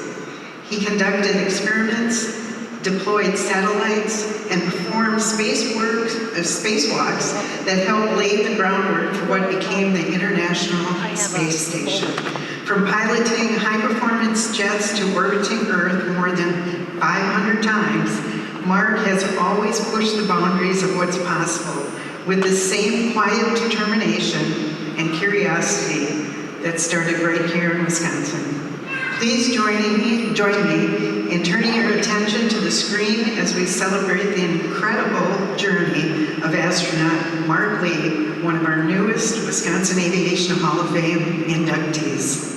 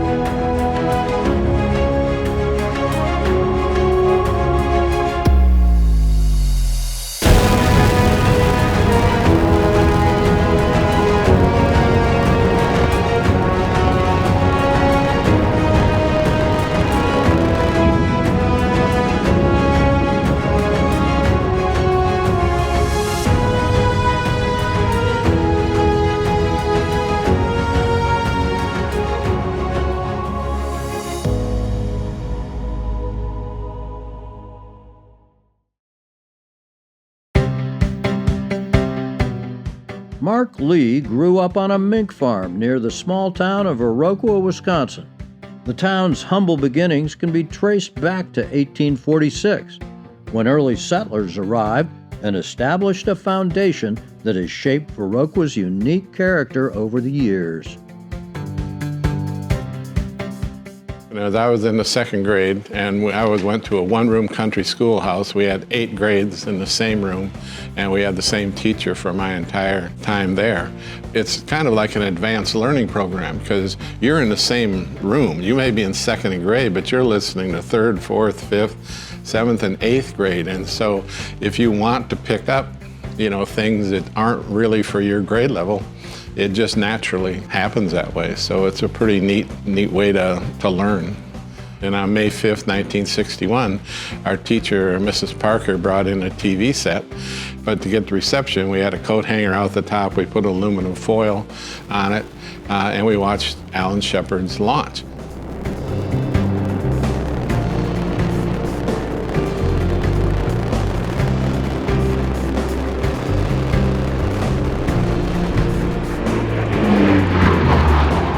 Our mink ranch, where I lived, was on a low-level route for the Air Force and Guard. It still is. And there'd be C-130s, and there'd be other airplanes that would fly right over the top of the mink ranch. And I'd look up, and I didn't know what kind of plane they were. I didn't know any pilots. I didn't know any engineers, none of them in the city. But I thought, wow, that's kind of cool. Maybe that's something I'd like to do someday.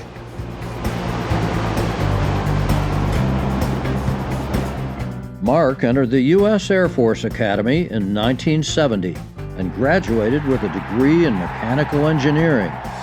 While in the Air Force, he flew F-4 Phantoms, earned a master's degree in engineering from MIT, and worked in the AWACS program office. He applied to NASA's astronaut candidate program and was accepted in May 1984. He would spend 17 years at NASA in a variety of key roles. SRO. SRO, so you have a range clear launch. And CDR.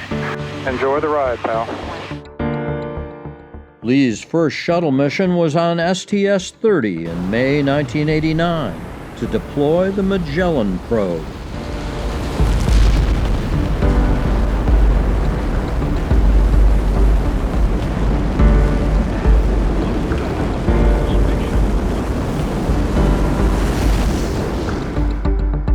I was in charge of deploying the satellites. So when you get up in orbit and you get into the sequence of getting ready for it, one person runs it. It's generally the mission specialist. That's why we got that name. So I'm the one who says, okay, here's the sequence.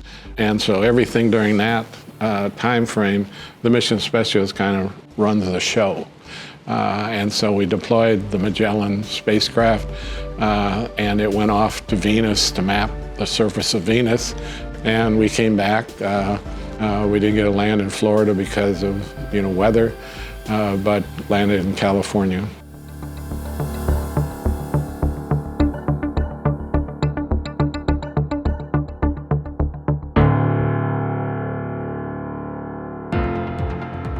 Lee's second shuttle flight, STS-47, and date was a joint Japanese-American mission to conduct experiments in the Spacelab J module carried in the shuttle's cargo bay.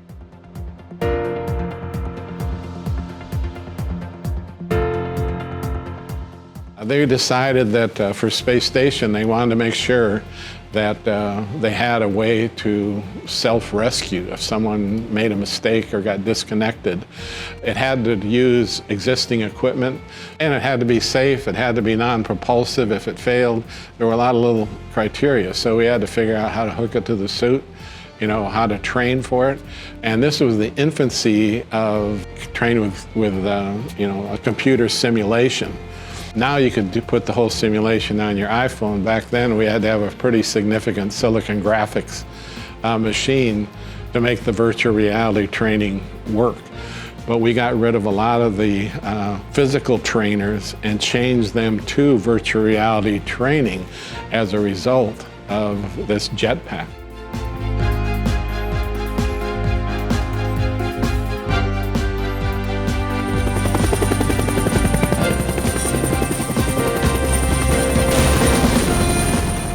Lee's third shuttle mission was STS-64 in September 1994. He served as mission specialist and logged nearly 7 hours testing the self-rescue pack and performing the first untethered spacewalk in 10 years. I was flying a jetpack. I was supposed to go up about 25 feet above the shuttle. And it was one of those things where it was just at a sunset. And I'm sitting there looking at this sunset, and being outside on a spacewalk is so much different than being inside the shuttle looking out a window. I mean, all of a sudden, this whole world opens up to you, and I mean, basically from ear to ear, you're looking at a sunset. And I wasn't known to be someone who, you know, talked a lot or showed a lot of emotion. And I said, wow. I mean, over the radio, I said, wow. I mean, it's been how many years? 31 years since I did this. And I still get goosebumps when I think about this view.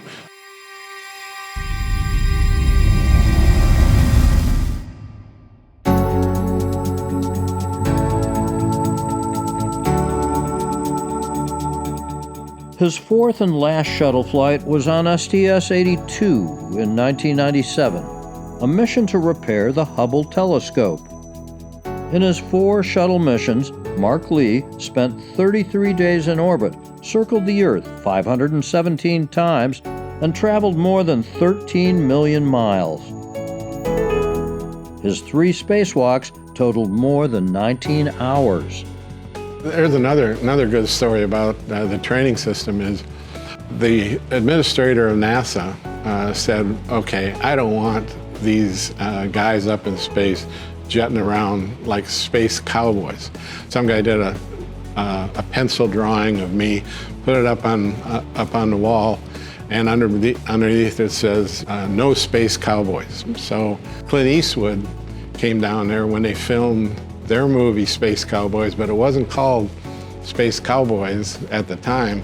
I'm pretty sure he looked up on the wall and saw this picture, and all of a sudden the movie has the name Space Cowboys, which he looks up at this drawing of me. All of a sudden his movie becomes the Space Cowboys.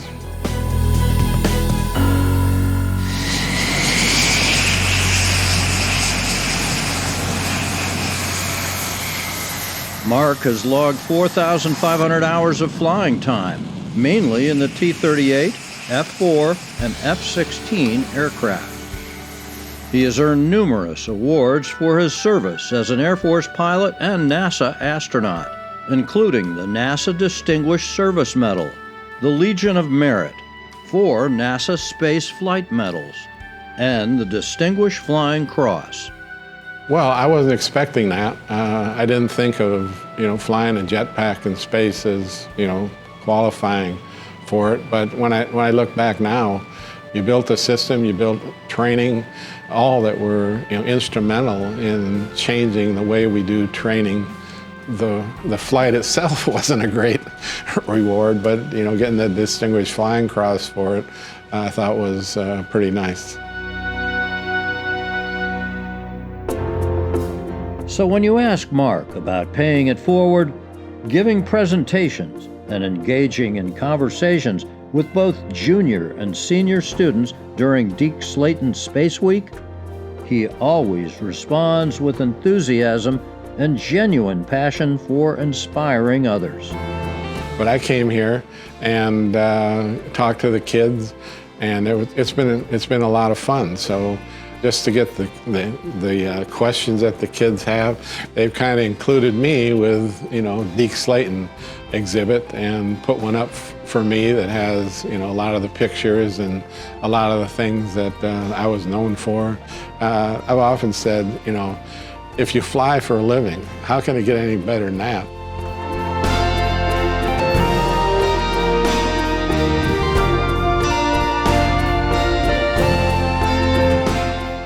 When you look back at a life and you say, man, I don't think I'd do much different. You must have done, you know, kind of a good job and be happy with what you accomplished.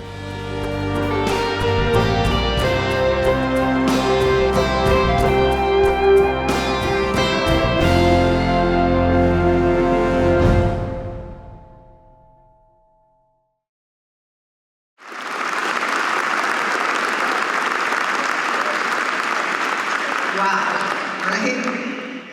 Ladies and gentlemen, astronaut Mark Lee.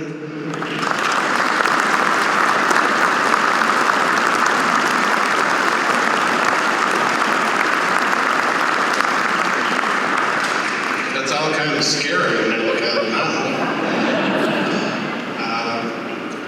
About 35, somewhere between 35 and 40 years ago, I came to Oshkosh for the first time. And they were having a Boy Scout encampment over in the woods here someplace, I don't know exactly where. And afterwards, there was a dinner. And the person who was escorting me brought me back, and he set me at a table, and he said, well, there's nobody here now, but people start showing up. And so this man came and sat at the end of the table, picked up the program, and he was, you know, looking through it, and he didn't say anything.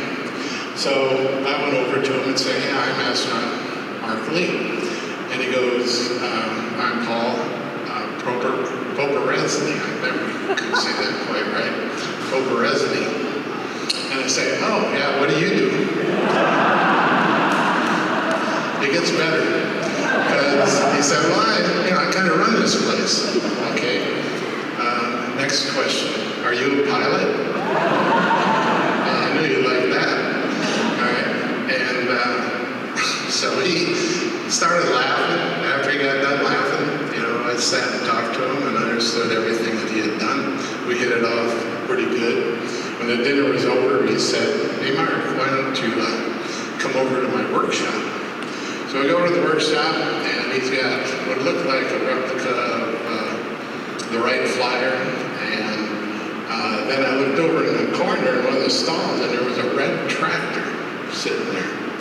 And I go, do you do some farming? What do you do with a tractor? And he said, yeah, I farm all the time. I told him, well, I've got a tractor back in Rockwell, and I love going, you know, doing things on a tractor because it's a lot like flying. And he said, I think so too. So here we have an astronaut and a guy that's flown 500 airplanes talking about driving a tractor. Just didn't seem, you know, quite right. But anyway, it was a great experience to learn about the EAA. I'd heard about it before, but I just didn't know who Paul was. You know, just one of those things, big world. What I'd like to do now is transition back to Rockwell in the 60s because I wanted to be an astronaut, but I had a famous idea how to get there. I knew from what I could find out was that most of them were in the military. They were pilots, test pilots. They got degrees in engineering, and they went to some really good schools. So I didn't know anyone in the military except my Uncle Chet. He was a sergeant in the local guard, Army Guard. And one time we used to go over to watch them deploy. They'd go to McCoy or Camp Douglas, or they'd go out to Fort Lewis out in Washington. And I noticed way back in the corner was a truck, and the beer distributor's van was there. And it was loading case after case of beer into this truck. So I go over to Chet and I said, hey Chet, you know, where are you guys going and kind of what are you doing? And he goes, well, we do play war games and we've got tanks and we've got, you know, armored personnel carriers and we do drills and stuff like that. And then at night, we build a bonfire, we drink beer and we tell stories. So I thought, man, that military sounds okay. And coming up with an analogy, I thought, well, the Air Force, they must fly all day. Then they go somewhere, maybe on a campfire, drink beer, and tell stories. And I was in the Air Force 27 years, and that's about all we did. All right? so it was pretty neat. Now, in the path to being an astronaut, there's a sequence of really sometimes miraculous events that occur that get you on the right path to be in running to be an astronaut. And what happened, the first one for me, was that a person named John Mahler, who happened to be in the same academy class as Greg Anderson, he got an appointment to the Air Force Academy in 1968. So it was 2 years before it was my turn, to go off to college. And I hadn't heard of the Air Force Academy. We didn't have any books about it. And so he went there, I applied, I got accepted, and that is probably the single most significant event, because I didn't have any idea, what else I could possibly do, to get on the right path, and it turned out to be really important. Now, when it was time to go off to the Air Force Academy, I'd never been in a plane. We went up to Minneapolis, and got on the airplane, and I was sitting at the window, and when we took off, the airplane kind of rolled a little bit, and I was looking down, and there was a lake down there, and I thought, well, that's kind of cool. And when the airplane rolled back up, I looked out, and I saw all these dark spots that looked like lakes. And I was sitting there and going, man, Minnesota has way more than 10,000 lakes. But they were just shadows from the cloud.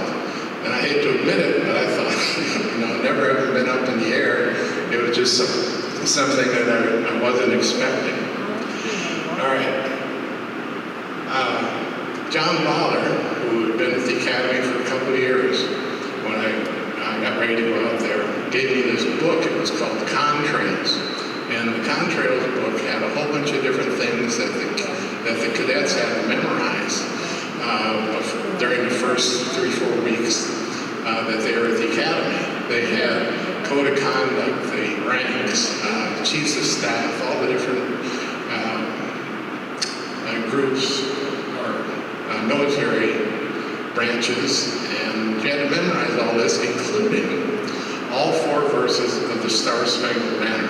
How many people know that there's 4 verses in the Star-Spangled Banner? We have one lady back there that knows it because she was there and saw it. And what our guy did, the element leader, what he did is he made you sing it. All right? So I went and checked it out, and I sang it. After the first verse, he goes, Mark, I don't want you to sing anymore. All right? So, I just talked through the rest of it. It turns out that out of the 1,440 cadets that were in my class, I was the first person to check off all the knowledge, and I did it in the first 2 days. Our element leader was really happy. But I still had to go all these different formations, and every time you stopped, you had to take out this red book, and you had to page through it and learn your knowledge. Well, I knew it all, so I started reading about other things, about the people that, the buildings that we have at the Air Force Academy. And it turns out that we've got 2 dorms, we've got a dining hall, an academic building, we have a headquarters building, then we have kind of our social center. 3 of those buildings, out of the 6, are named after people from Wisconsin. You got Hoyt Vandenberg, you've got Billy Mitchell, and the new dorm was named after Lance Sidon. And to me, that was kind of amazing. I think of America as America's dairyland. Here you have these really pioneers of aviation. They weren't just in the Air Force. Someone like Billy Mitchell was instrumental in making the Air Force happen. Lance Sidon was a prisoner of war. Later on, I read about Richard I. Baum, who was the top ace. Both of those people won the Congressional Medal of Honor. Now, as time goes on, I learned more about the space program, the excitement, what he was. Since he was grounded, he was the head of the astronaut corps. So for the entire Mercury, Gemini, and Apollo programs, you got this guy from Wisconsin, from Sparta, who is leading. I mean, he's leading the astronaut corps, very influential people. Then you have Jim Lovell, who was instrumental in the Apollo program. All these different people.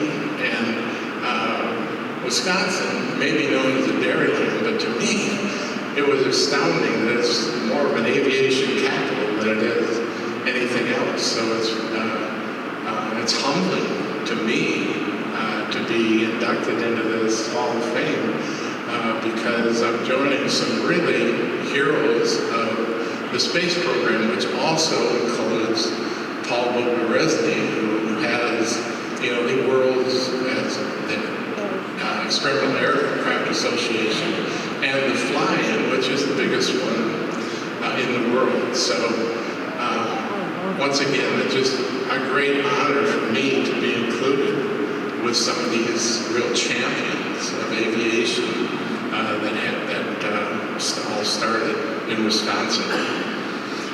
Okay.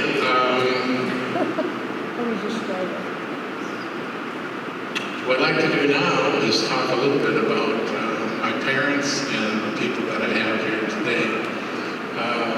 My parents, we had 6 children, and my parents worked a whole bunch of different jobs, didn't go to college, but they were, a great, great example. My dad is 97. He couldn't make it here tonight because driving in a car for 3 hours just doesn't quite work out. My mom passed away a couple years ago, and it was really significant because the day that I found out I was an astronaut, May 22nd, 1984, I called up and I told Mom, "Hey Mom, I got selected to be an astronaut." And she comes back and said, "Oh, what a great birthday present." And I said, "Mom, it's not my birthday." But it's my birthday. And one of those things, whoops. I was out at George Air Force Base, and so I told her, well, I think my card's going to be a little bit late. So I ran down to the BX, I got the card, I sent it off, and she got it, finally got it. And after she passed away, my mom was kind of known as somewhat we call it a pack rat. Now they have a nicer word called hoarders. And it took us about a year to go through all of the papers that she had. And in one of the envelopes they put my name on, they put things in, was the birthday card that I had sent to her 40 years ago. And it was just kind of got a little tear in my eye when I saw that. But the other thing Mom did was she was really interested in the space program. So I tried to call her up all the time and tell her about everything that was going on. And I was on the 2nd Hubble servicing mission. For the 3rd, 4th, and 5th mission, they'd have me come down to the Kennedy Space Center and talk to the crowd.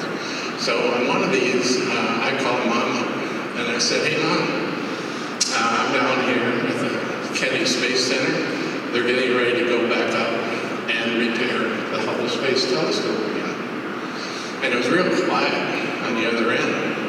And then finally she goes, "Mark, you told me you repaired the Hubble Space Telescope." And I said, "Mom, I did, okay? I did. These are normal missions. Everything's fine." And it was quiet again. "Mark, you can tell me if you broke the telescope." All right. Now, my parents, they worked hard. They taught us a lot of things. The harder you work, the luckier you can get. And today, I've got a bunch of people here. I've got table 13 and table 6. I've got my brother Tim, his wife Beth. Jeremy and Brandon are their two sons, Lauren and Kelly. Kelsey are there also, my sister Carrie, her husband Dave, and the great thing about that is, I think someone mentioned earlier, paying it forward. They're all teachers. Well, I've talked to over 500,000 kids for 15, 20 minutes, 40 minutes, an hour. They've dedicated their lives to this, and it's really important that I recognize them, because it's an example of working hard, making a difference, and contributing to society. At our table, I've got my brother Brian, who went to West Point, and it was one of the things when I went to the academy, I had heard that Robert E. Lee was the only person to go through West Point without any demerits. And I said, well, I think I'm going to, take a stab at that. Well, that lasted most of a week before I got in trouble. And I never asked Brian, did you break or equal Robert E. Lee's record?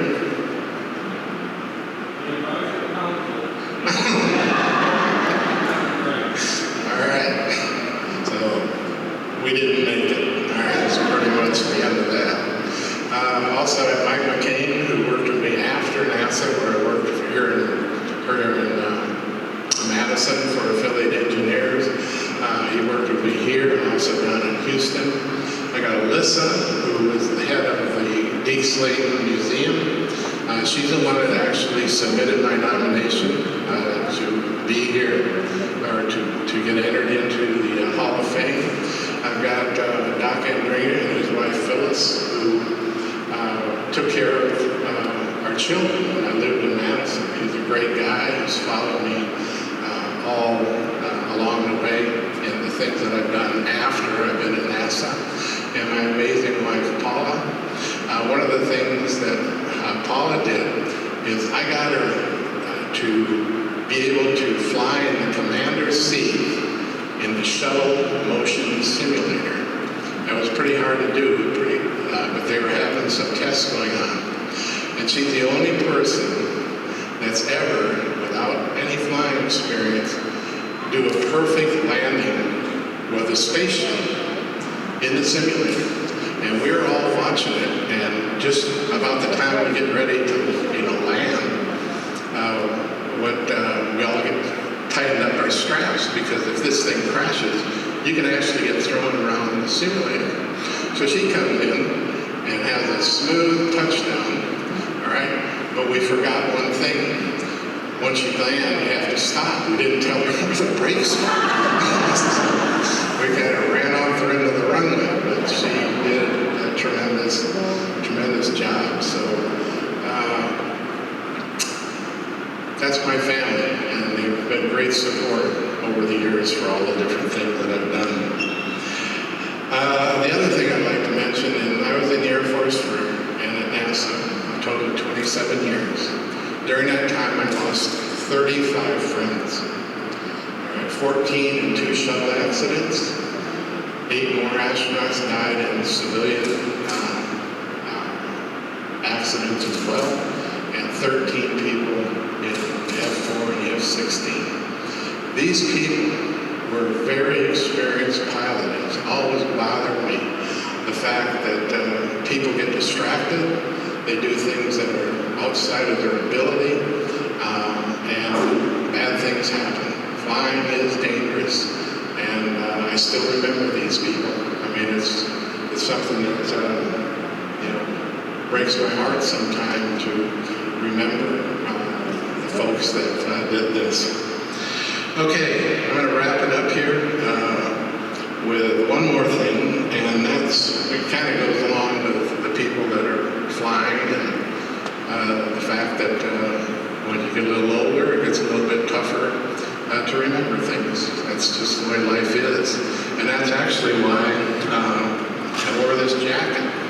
Flight medicine at down in Johnson Space Center, every year we have to come in, we have to put the jacket on. They put on it, and what's on here is all my patches, Mach 25 patch, NASA, oops, you can't to see it for the roads, Air Force flag. And so they put it on, they start a timer. After 1 minute, they ask you what you think. So you look down at your jacket, and if you come up and say, who are these people? They put you in assisted living. So that's why I got it today, to do a test. One more thing that we're going to put up on the screen is my son soloed at Laughlin Air Force Base in the T-6 last week. And here he is with his Wisconsin headgear on, celebrating his first flight.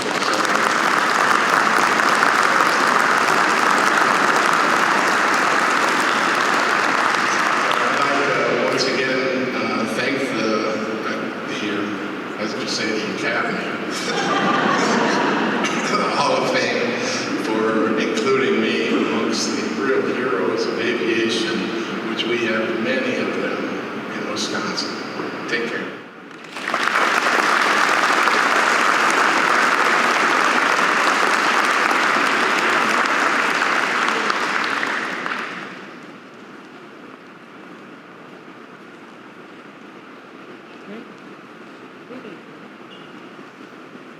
Congratulations, thank you, Mark. How about one more big round of applause for all of our inductees tonight.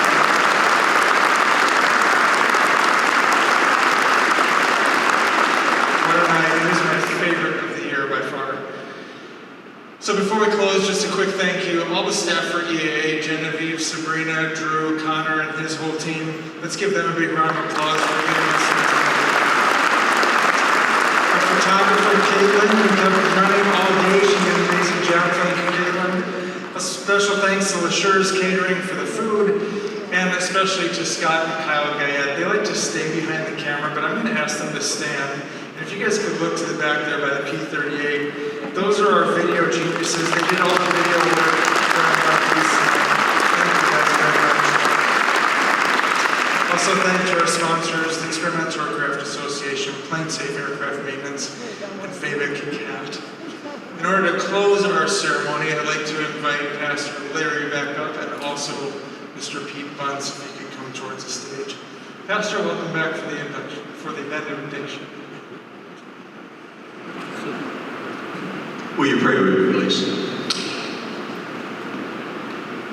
May the Lord bless us and keep us. May the Lord's face shine upon us and be gracious to us and give you peace. In Jesus' name, amen.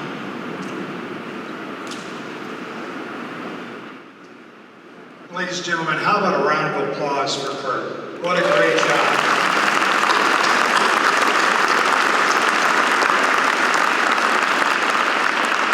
Honor Guard, please retire the colors.